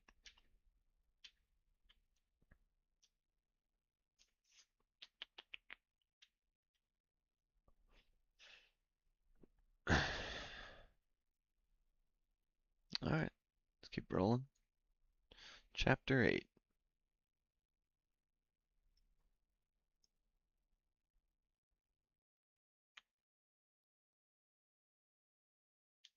Let's see. Perfectly good time for a cigarette, I dare say, before we keep it rolling. All right. 5 minute break, BRB.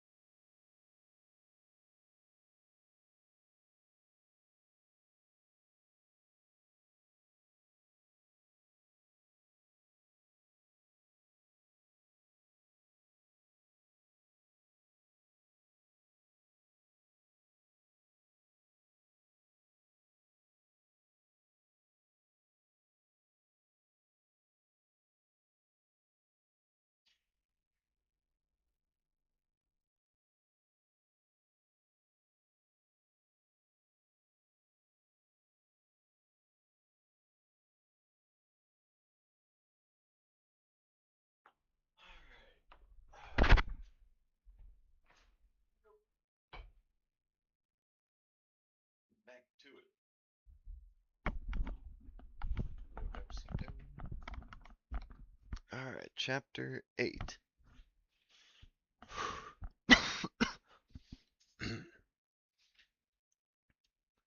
Then the Lord said to Moses, Go into Pharaoh and say to him, Thus says the Lord, Let my people go, that they may serve me. But if you refuse to let them go, behold, I will plague all your country with frogs.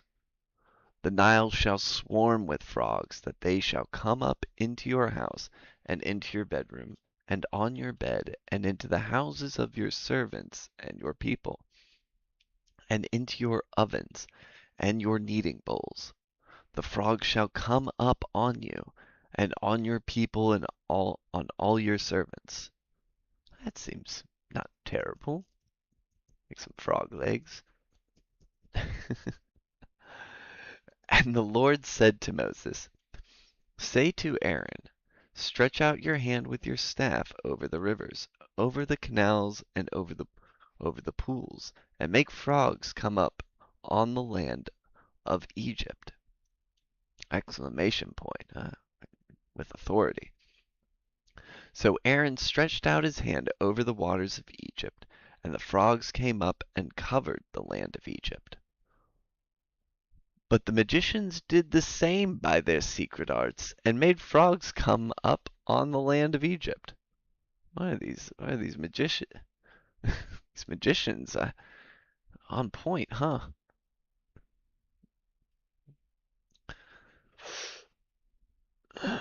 Then Pharaoh called Moses and Aaron and said, Plead with the Lord to take away the frogs from me and from my people, and I will let the people go to sacrifice to the Lord. Okay, okay. He's like, all right. I get.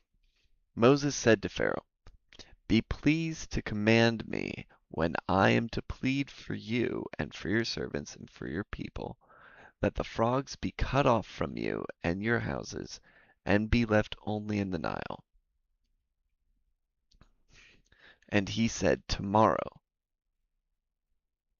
Moses said, Be it as you say, so that you may know that there is no one like the Lord our God. The frogs shall go away from you and your houses and your servants and your people. They shall be left only in the Nile. So Moses and Aaron went out from Pharaoh, and Moses cried to the Lord about the frogs, as he had agreed with Pharaoh. And the Lord did according to the word of Moses. The frogs died out in the houses, the courtyards, and the fields, and they gathered them together in heaps, and the land stank. But Pharaoh saw that there was a respite. He hardened his heart and would not listen to them, as the Lord had said. Okay. So Pharaoh's like, oh, the frogs are gone. Okay, now I won't follow through with what I said. Okay. Then the Lord said to Moses, Say to Aaron, Stretch out your staff and strike the dust of the earth, so that it may become gnats in all the land of Egypt. And they did so. Aaron stretched out his hand with his staff and struck the dust of the earth, and there were gnats on man and beast. All the dust of the earth became gnats in all the land of Egypt.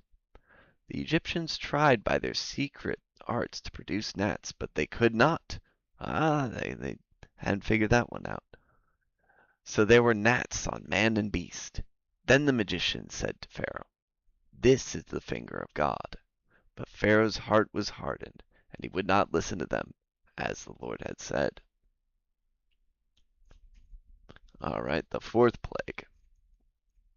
I mean, maybe there's a lot of gnats, maybe because of the dead frogs, and then the flies because the dead frogs, maybe? Okay. Then the Lord said to Moses, Rise up early in the morning.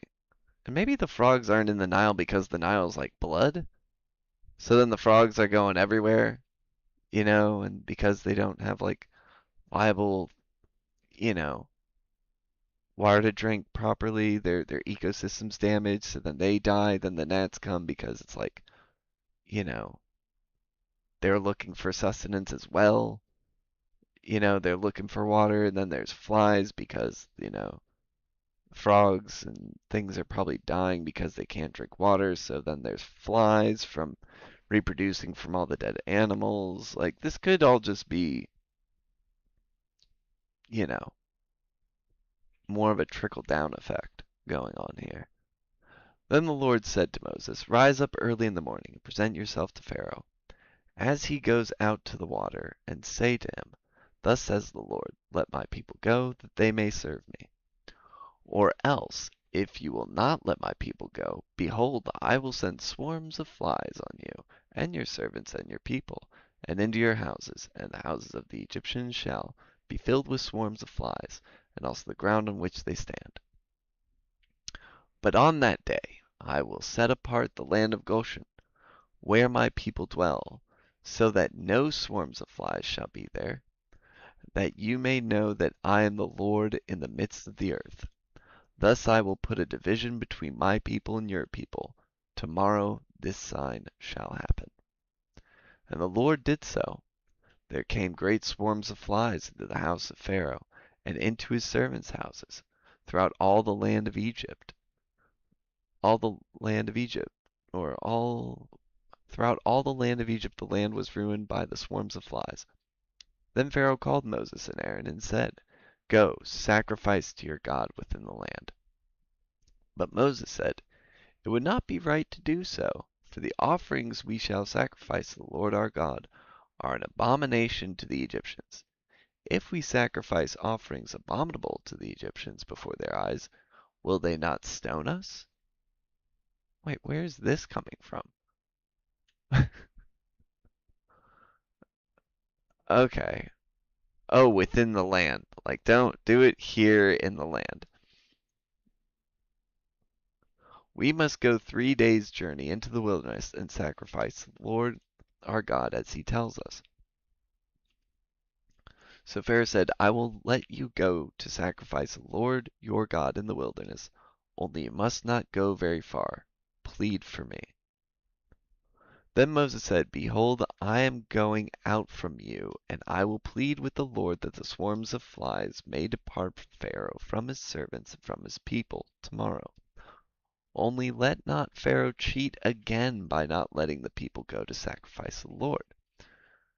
So Moses went out from Pharaoh and prayed to the Lord. And the Lord did as Moses asked, and removed the swarms of flies from Pharaoh, from his servants, and from his people. Not one remained. But Pharaoh hardened his heart this time also, and did not let the people go. Okay, so we have frogs, then gnats, then flies. Um, okay.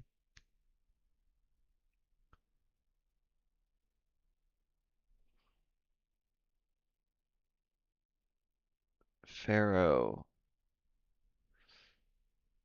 flip-flops on letting the Israelites leave.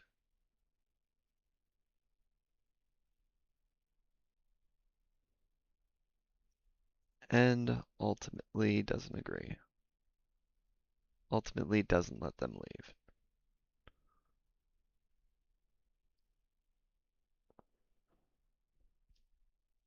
Okay.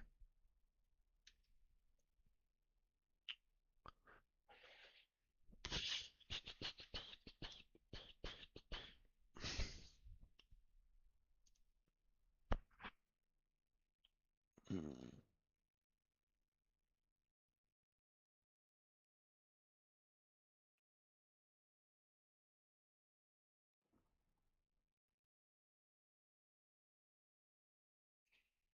All right, let's keep rolling.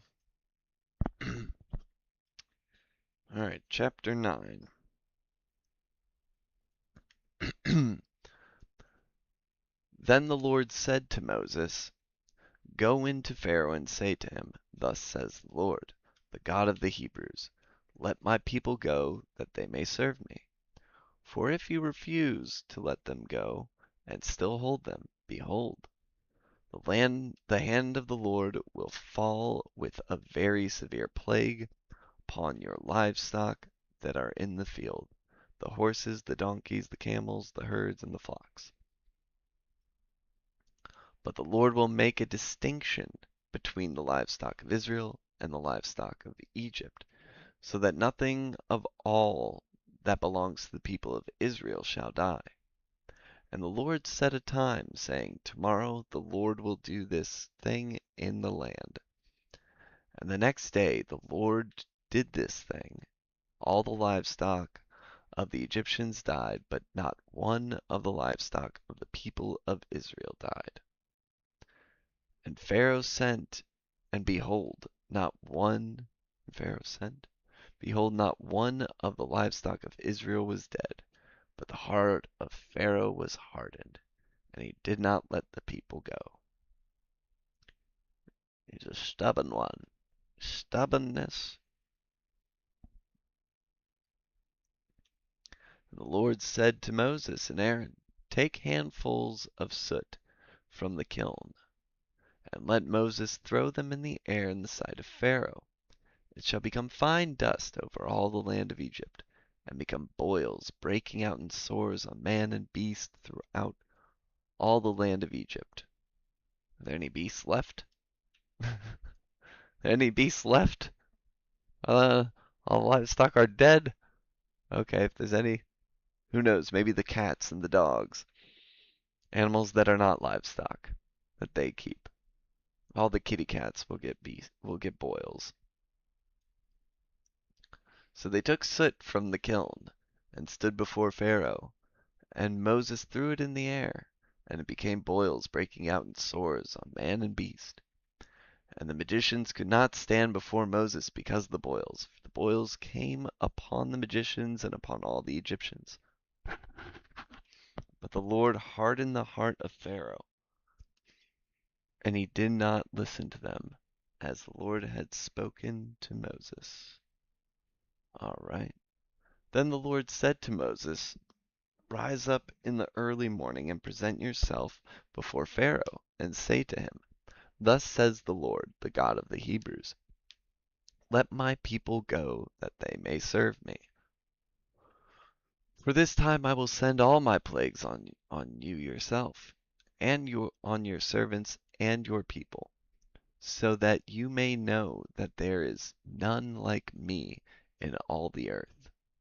For by now I could have put out my hand and struck you and your people with pestilence, and you would have been cut off from the earth. Maybe that means died.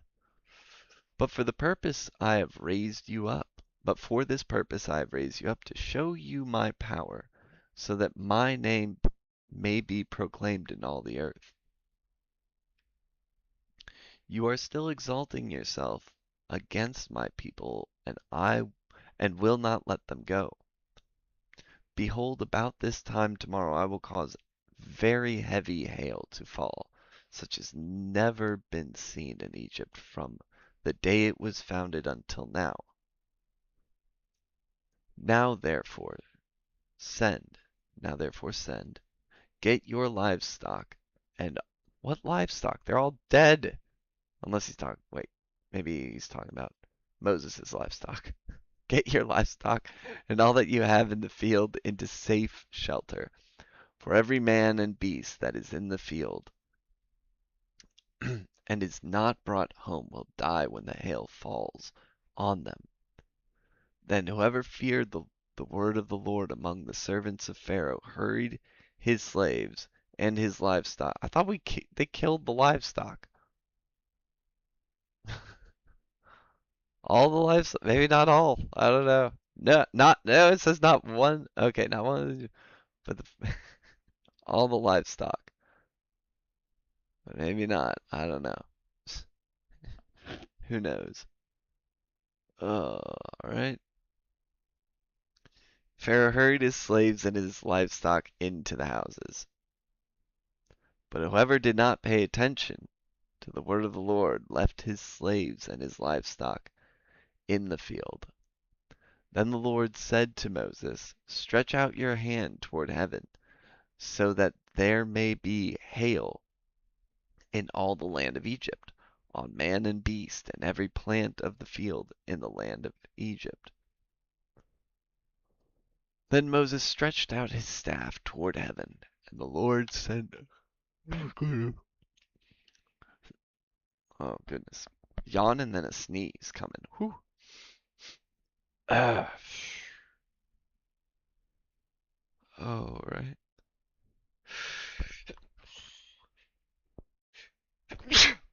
Ay, ay, ay. All right. The Lord sent thunder and hail, and fire ran down to the earth, and the Lord rained hail upon the land of Egypt. There was hail and fire flashing continually in the midst of the hail, very heavy hail, such as had never been in all the land of Egypt since it became a nation. The hail struck down everything that was in the field in all the land of Egypt, both man and beast, and the hail struck down every plant of the field and broke every tree of the field. Only in the land of Goshen, where the people of Israel were, was there no hail. Then Pharaoh sent and called Moses and Aaron, and said to them, "This time I have sinned. The Lord is in the right, and I and my people are in the wrong. Plead with the Lord, for there has been enough of God's thunder and hail. I will let you go, and you shall stay no longer." Moses said to him, As soon as I have gone out of the city, I will stretch out my hands to the Lord. The thunder will cease, and there will be no more hail, so that you may know that the earth is in the Lord's.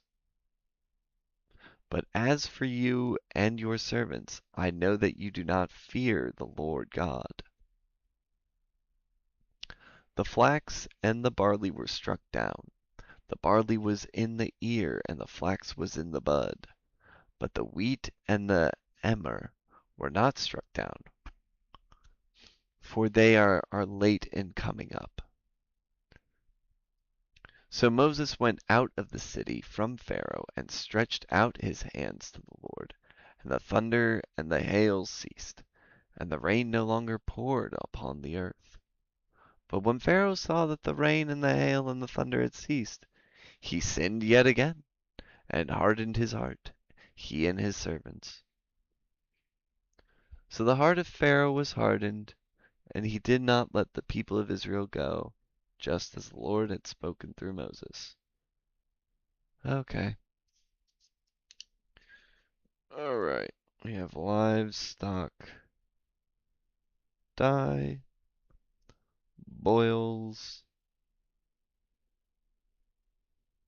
then hail. Okay. Ay, ay, ay, ay. All kind of same going on here.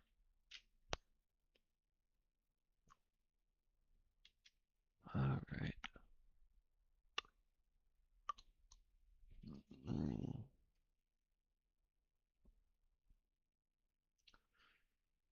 Pharaoh continues to lie. That's really it. That's all we got.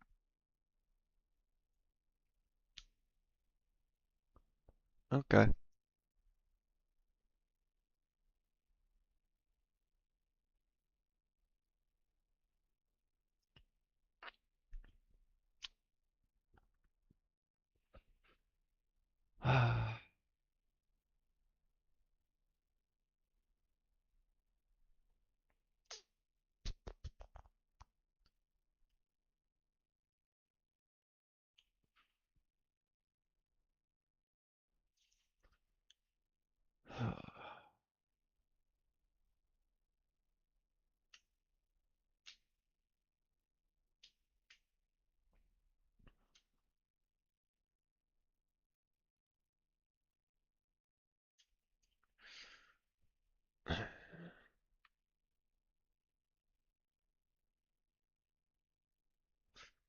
livestock supposedly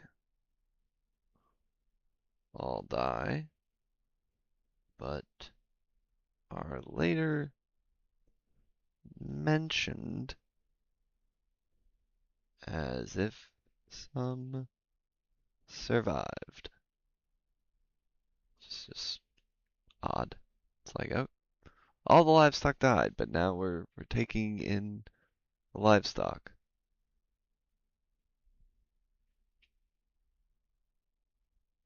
Maybe Pharaoh's just a masochist. I don't know. Alright, chapter 10.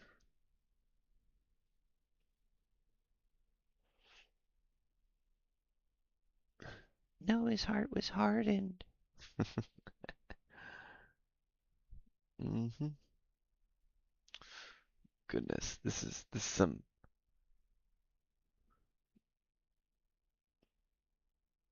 Alright.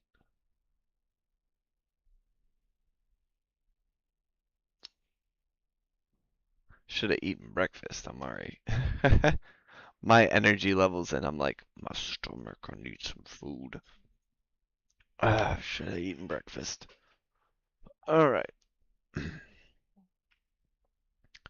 Then the Lord said to Moses, Go into Pharaoh, for I have hardened his heart and the heart of his servants, that I may show these signs of mine among them,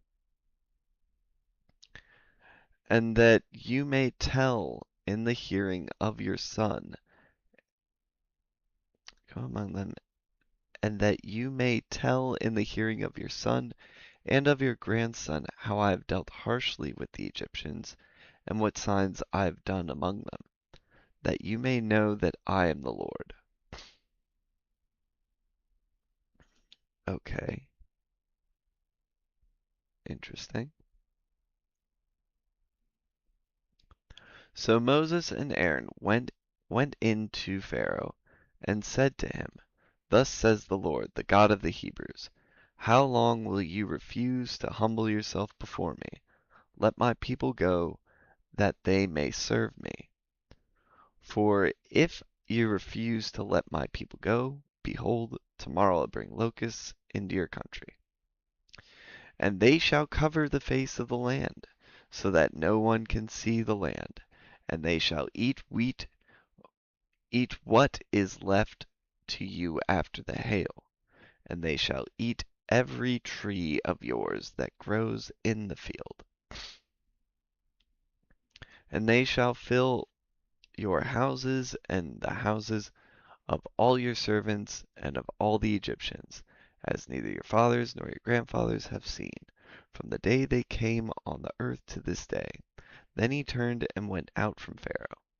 Then Pharaoh's servants said to him, How long shall this man be a snare to us?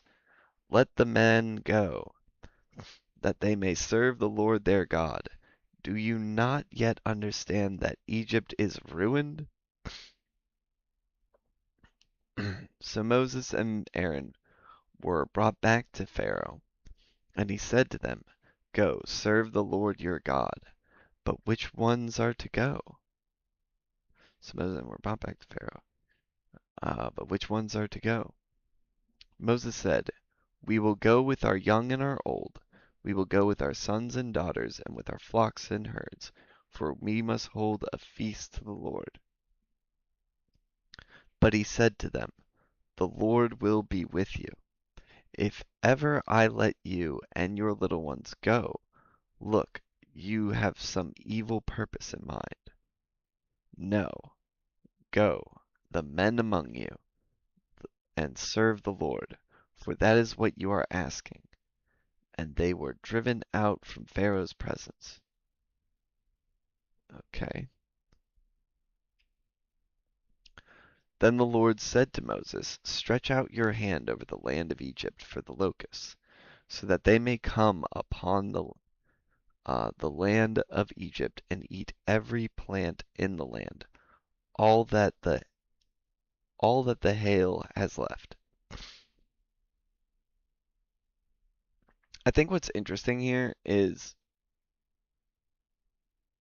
Moses and Aaron aren't giving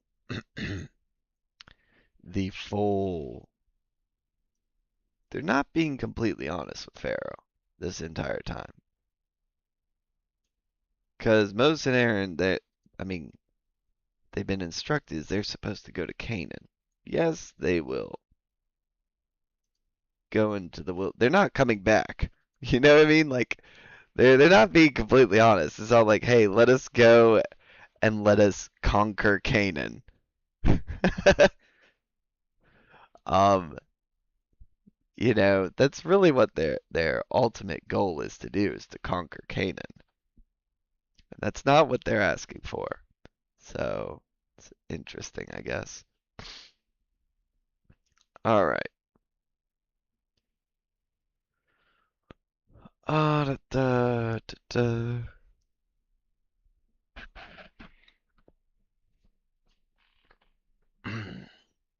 All right. So Moses stretched out his staff over the land of Egypt, and the Lord brought an east wind upon the land all that day and all that night. When it was morning, the east wind had brought the locusts. All right. The locusts came up over all the land of Egypt and settled on the whole country of Egypt, such a dense swarm of locusts as had never been before, nor ever will be again.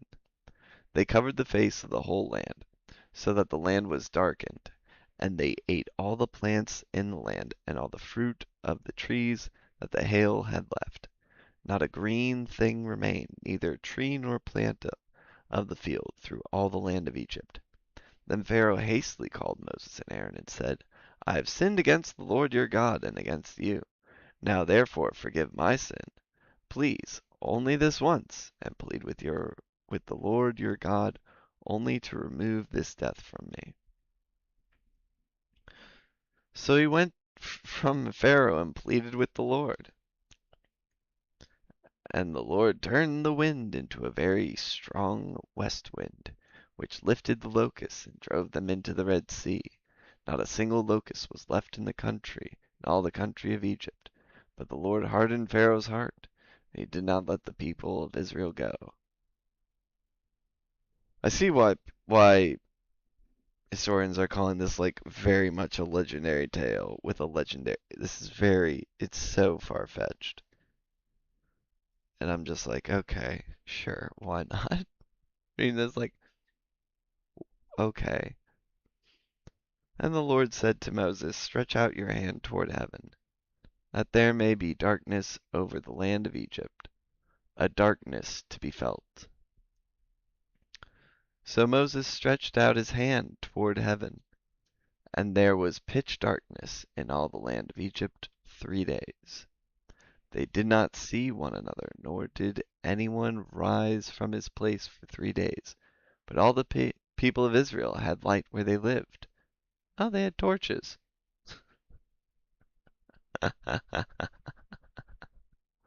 Oh, man. And Pharaoh called them and said, go, serve the Lord. Your little ones also may go with you. Only let your flocks and herds remain. But Moses said, you must also let us have sacrifices and burnt offerings, that we may sacrifice to the Lord our God. Our livestock Our livestock also must go with us. Not a hoof shall be left behind, for we must take of them to serve the Lord our God, and we do not know with what we must serve the Lord until we arrive there. And we do not know with what we must serve the Lord until we arrive there. But the Lord hardened Pharaoh's heart, and he would not let them go. And Pharaoh said to them, get away from me.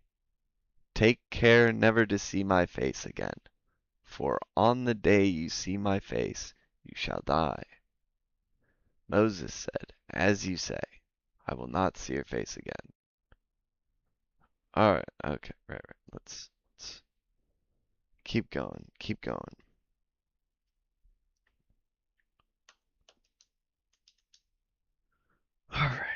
Locusts, and then darkness.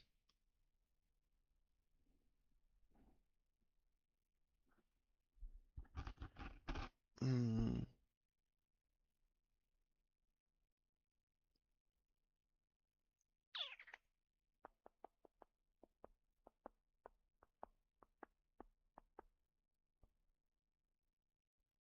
all right.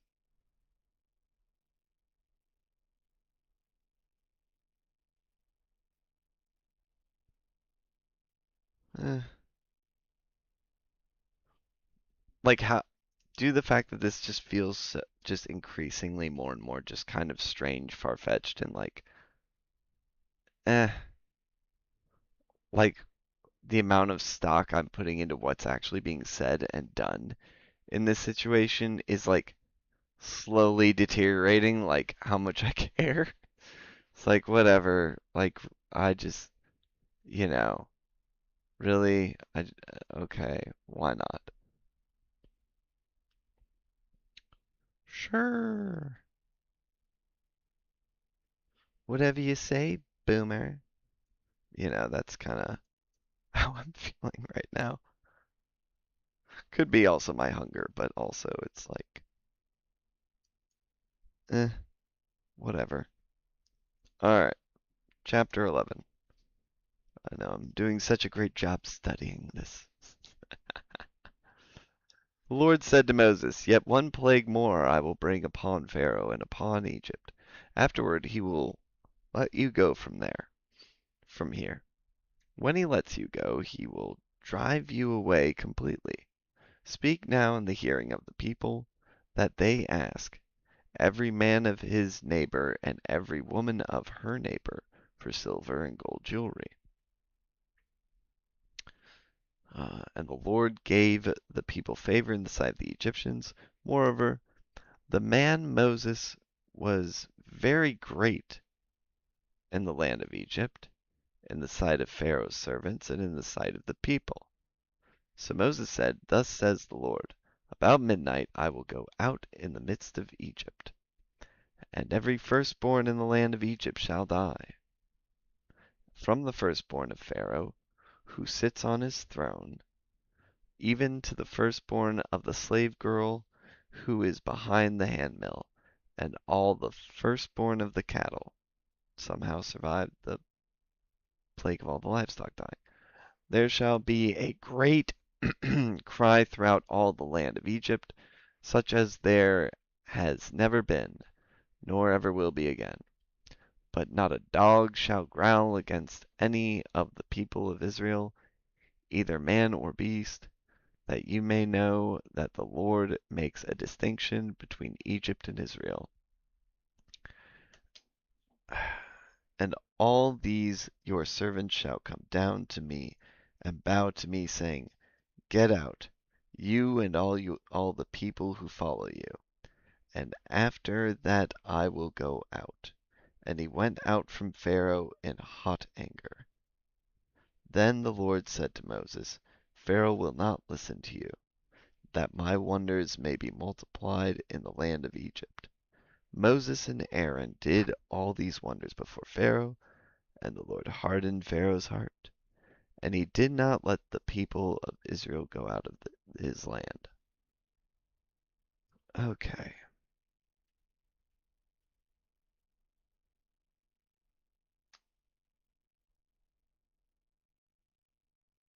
All right. Um,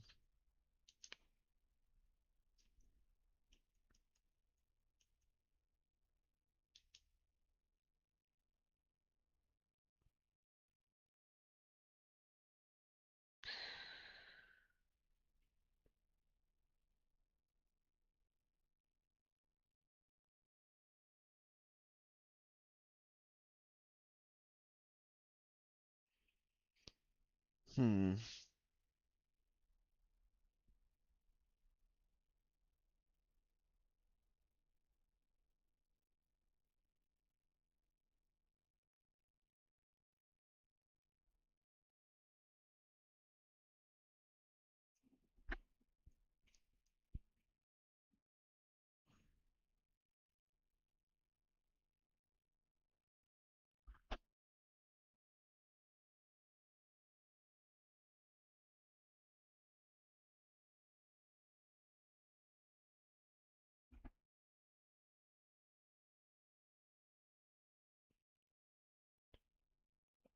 This feels almost like a strange precursor, like a strange addition.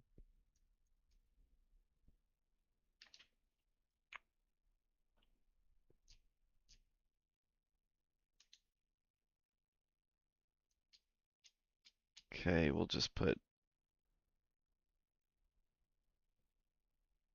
death of the firstborn introduced to Pharaoh. I guess that Moses is explaining what's going to happen to Pharaoh, because and he went out from Pharaoh in hot anger.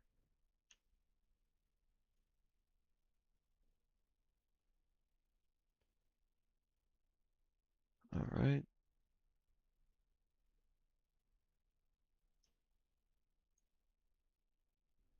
All right, chapter 12.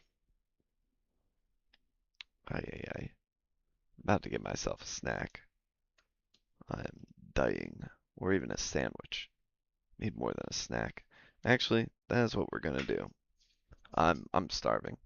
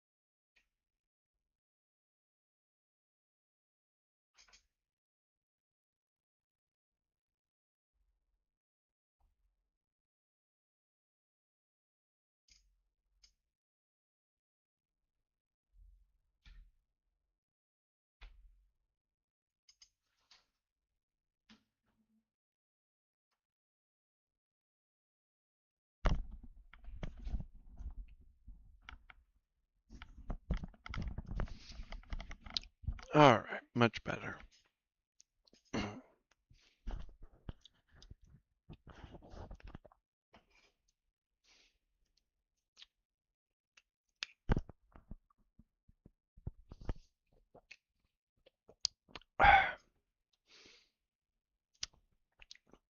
All right, chapter 12.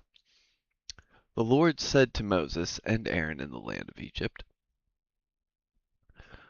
This month shall be for you the beginning of months. It shall be the first month of the year for you. What?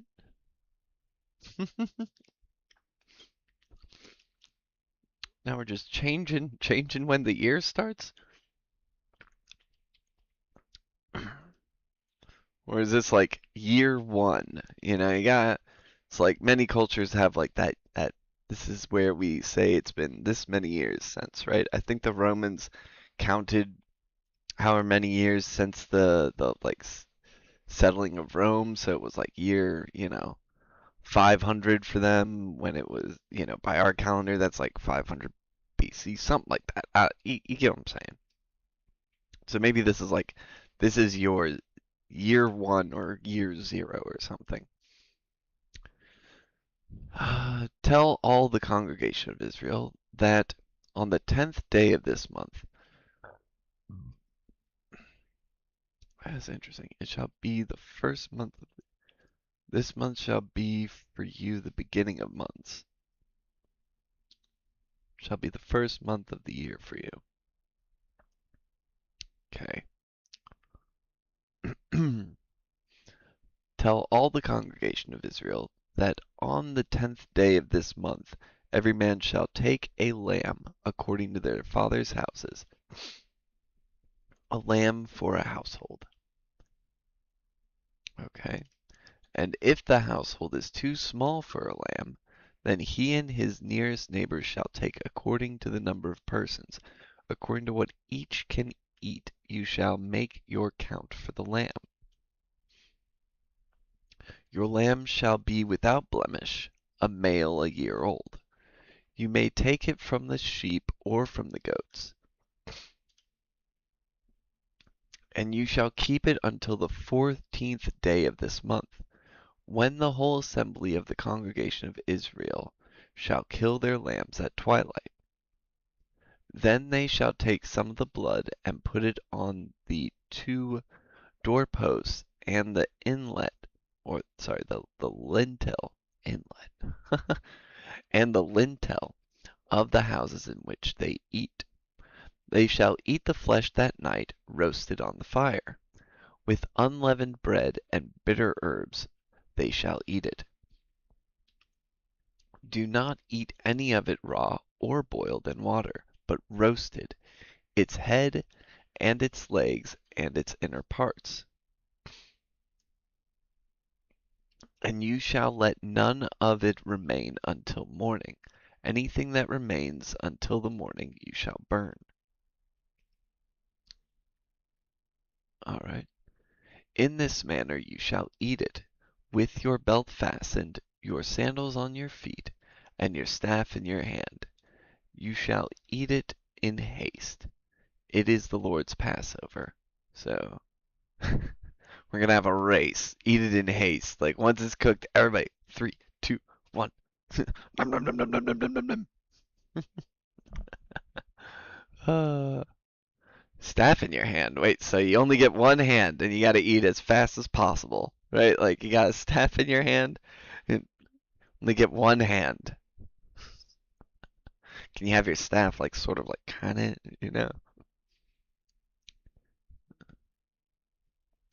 For I will pass through the land of Egypt that night, and I will strike all the firstborn in the land of Egypt, both man and beast, and on all the gods of Egypt I will execute judgments. I am the Lord. The blood shall be a sign for you on the houses where you are. For when I see the blood, I will pass over you, and no plague will befall you to destroy you when I strike the land of Egypt. This day shall be for you a memorial day, And you shall keep it as a feast to the Lord throughout your generations, as a statute forever. You shall keep it as a feast. 7 days you shall eat unleavened bread. On the first day you shall remove leaven out of your houses. For if anyone eats what is leavened from the first day until the 7th day, that person shall be cut off from Israel. On the first day you shall hold a holy assembly, and on the 7th day a holy assembly. No work shall be done on those days, but what everyone needs to eat, that alone may be prepared by you. And you shall observe the feast of unleavened bread, for on this very day I brought your hosts out of the land of Egypt. Therefore you shall observe this day throughout your generations as a statute forever. In the first month, from the 14th day of the month at evening, you shall eat unleavened bread until the 21st day of the month at evening. For 7 days no leaven is to be found in your houses. If anyone eats what is leavened, that person will be cut off from the congregation of Israel, whether he is a sojourner or a native of the land. You shall eat nothing leavened. Yes, we kind of went over this. Anyway, in all your dwelling places you shall eat unleavened bread. You got, just nail it home, nail it home. Then Moses called the elders of Israel and said to them, Go and select lambs for yourselves, according to your clans, and kill the Passover lamb.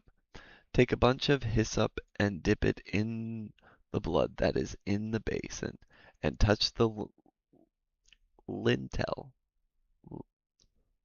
right? Lintel, and the two doorposts with the blood that is in the basin. None of you shall go out of the door of his house until morning. For the Lord will pass through to strike the Egyptians, and when he sees the blood of the lintel and on the two doorposts, the Lord will pass over the door and will not allow the destroyer to enter your houses to strike you. You shall observe this rite as a statute for you and for your sons forever.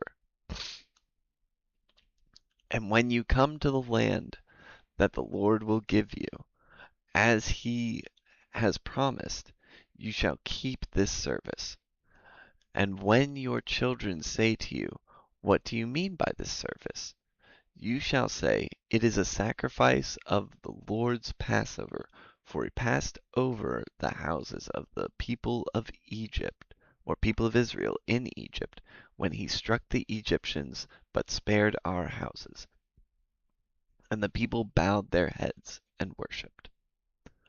Then the people of Israel went and did so, as the Lord had commanded Moses and Aaron.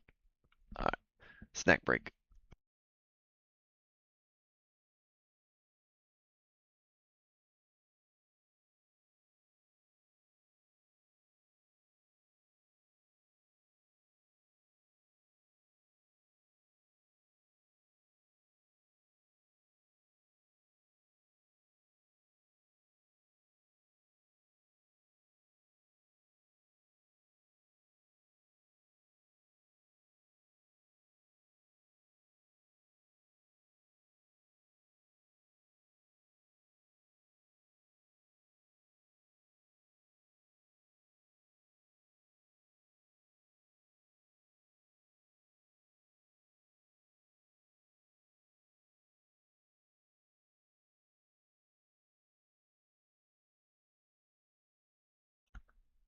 All right.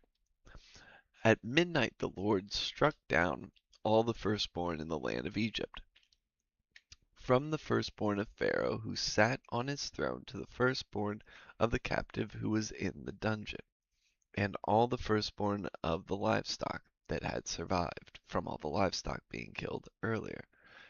And Pharaoh rose up in the night, he and all his servants and all the Egyptians, and there was a great cry in Egypt, for there was not a house where someone was dead. Then he summoned Moses and Aaron by night and said, Up, go out from among my people, both you and the people of Israel, and go, serve the Lord as you have said. Take your flocks and your herds, as you have said, and be gone, and bless me also. All right. The Egyptians were urgent with the people to send them out of the land in haste, for they said, We shall all be dead. So the people took their dough before it was leavened, their kneading bowls being bound up in their cloaks on their shoulders. The people of Israel had also done as Moses told them, for they had asked the Egyptians for silver and gold, jewelry, and for clothing. And the Lord had given the people favor in the sight of the Egyptians, so that they let them have what they asked for. Thus they plundered the Egyptians. And the people of Israel journeyed from Ramesses to Succoth, about 600,000. 600,000. And the people of Israel journeyed from Ramesses to Succoth, about 600,000 men on foot, besides women and children. 600,000.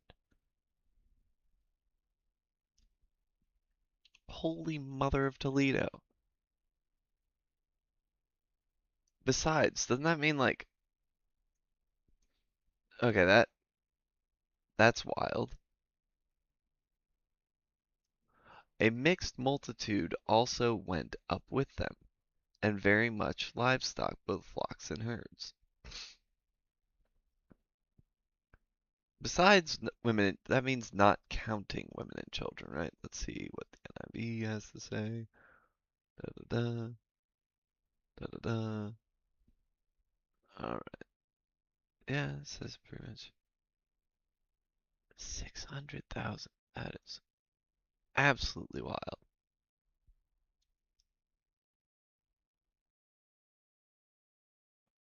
Okay, hold on, let's get. Alright, log back in. Oh, where were we? Where were we? 600. Okay. A mixed multitude, and they baked themselves unleavened cakes of the dough that they had brought out of Egypt. For it was not leavened, because they were thrust out of Egypt and could not wait, nor had they prepared any provisions for themselves. Okay. The time that the people of Israel lived in Egypt was 430 years. How the crap? Hold on. 430 years. And Moses's great grandfather was Levi?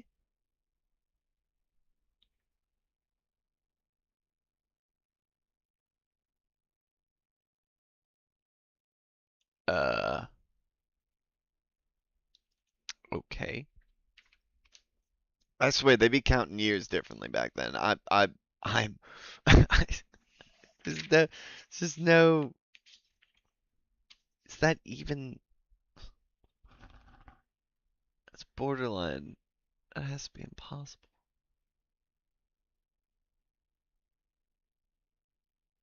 Yeah, there's just no way. There's no way. There's no freaking way. Okay, let's just keep going. All right.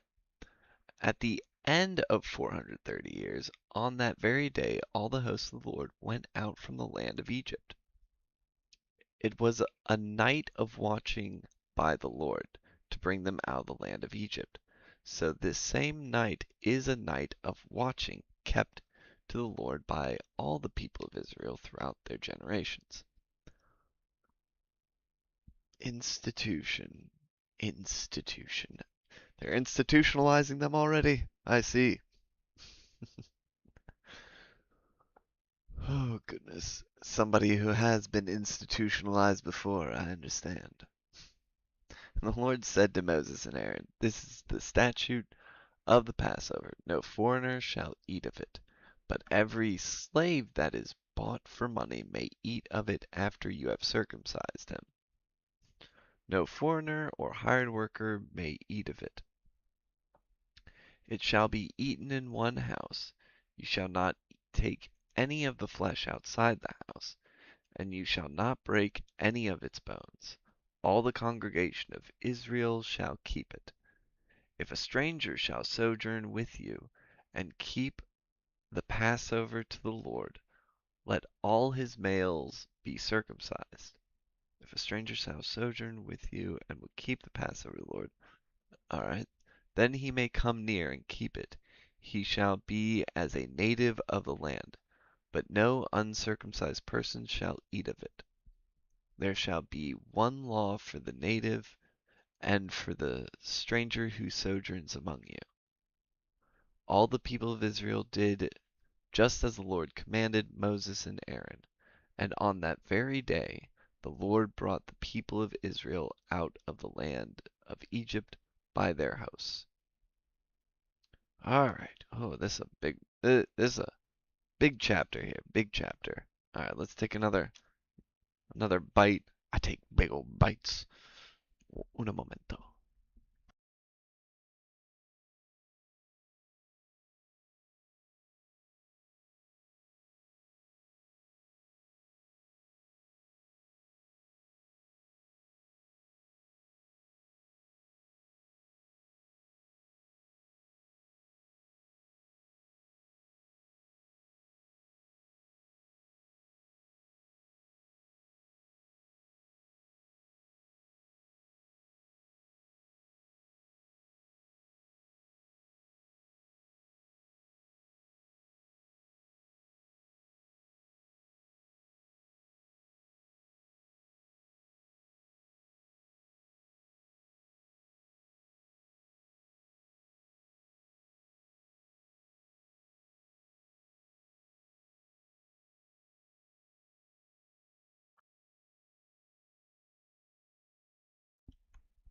So, alrighty then. So we have instructions for the Passover.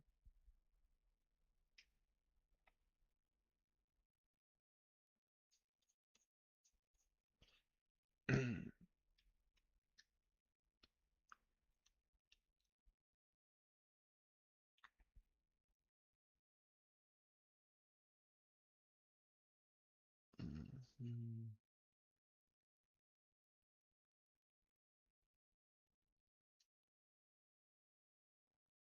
All right. Oh, this month shall be for you the beginning of months. This is curious. Um, New month order slash year for the Israelites.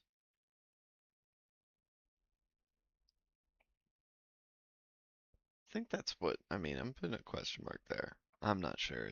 Is that what this is?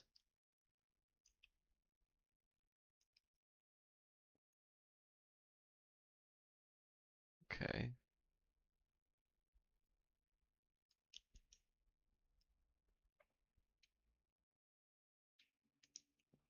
interesting.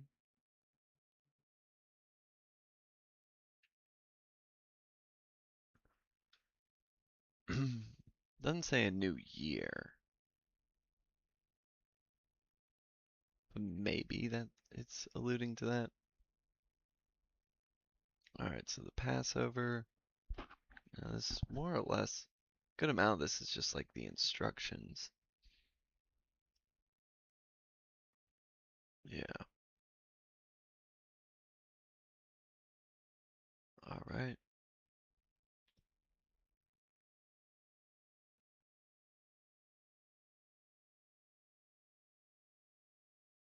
right.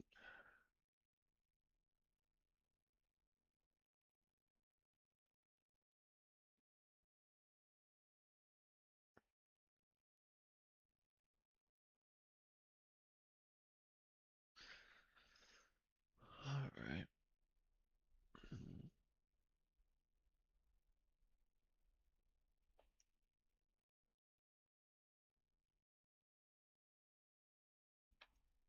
Interesting.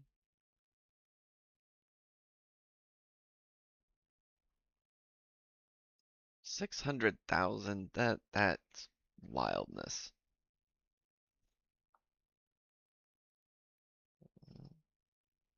Just the men. So potentially, and then besides women and children, I mean that you're looking at like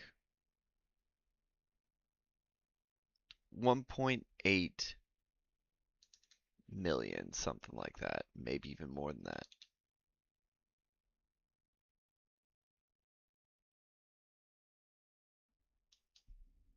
Um,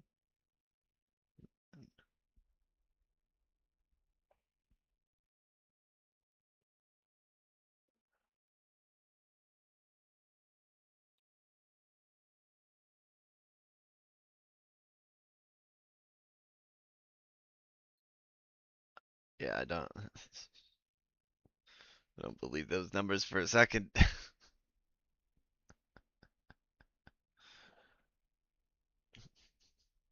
Not, not, not for a smidge. All right. And then the other thing is like, supposedly they were there for 430 years, yet Moses' great grandfather was Levi.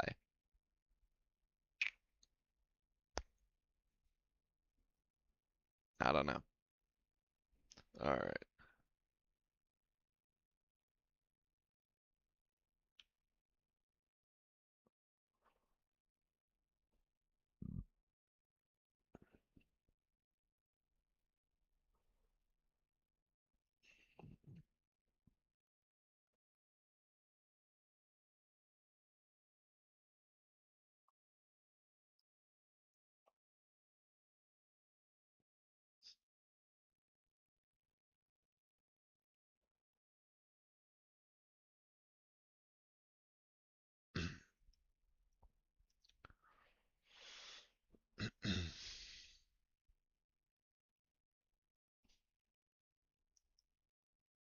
Yeah, wildness.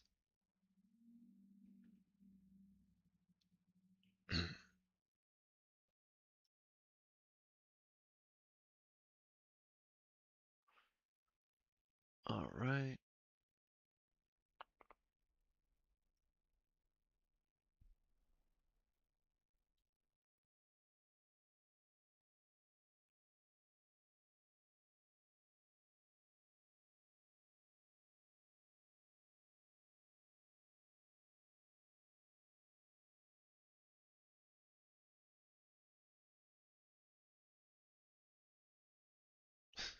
Make it make sense. Make it make sense. They didn't want to. All right.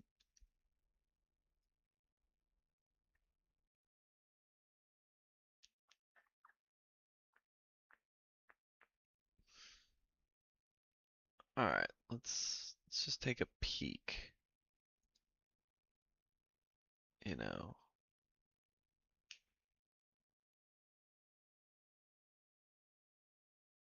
let's take a peek here. If we want to keep going or call it for the day. So this is an interesting chapter to leave off of. You know, pick this up next stream. Um, okay. Um,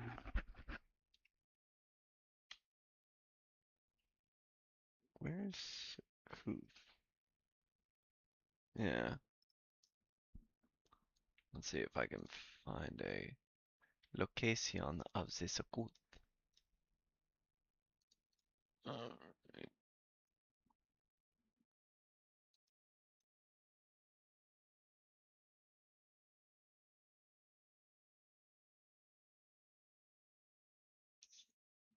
Okay.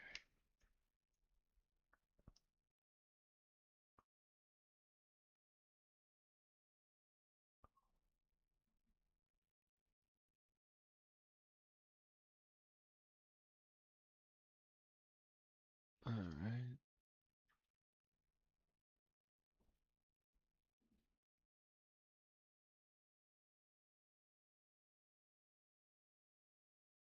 Um, Wait, what?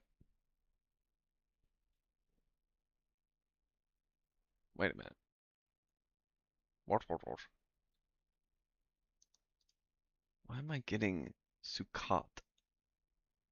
Okay, well, the name Sukkot, also Sukkot, Sukkot, Sukkot. Okay.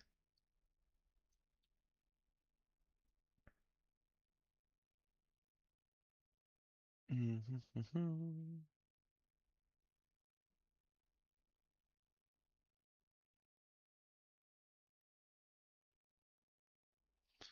To be an adaptation of the Egyptian toponym Jeku, Sukkot, Jeku. Okay. Okay. Da, da, da. Doesn't track. Uh.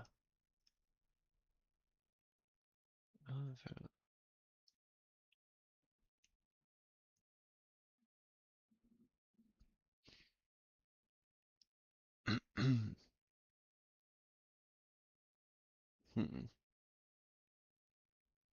No idea. Um.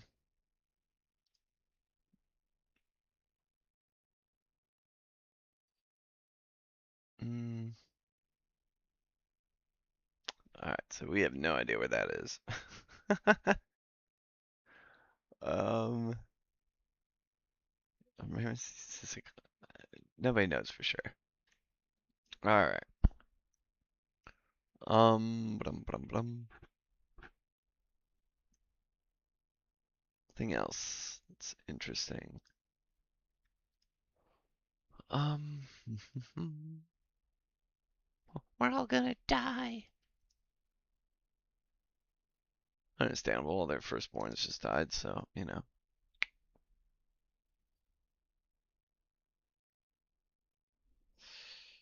Yeah, understandable.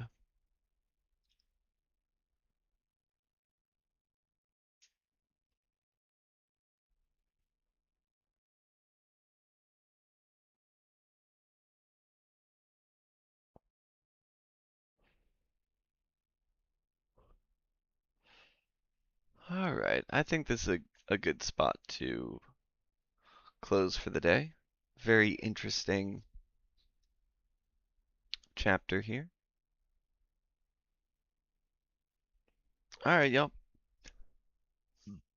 Like, comment, subscribe. Woohoo! All that snazzy jazz. The snazzy jazz. All right. Uh, have a good day.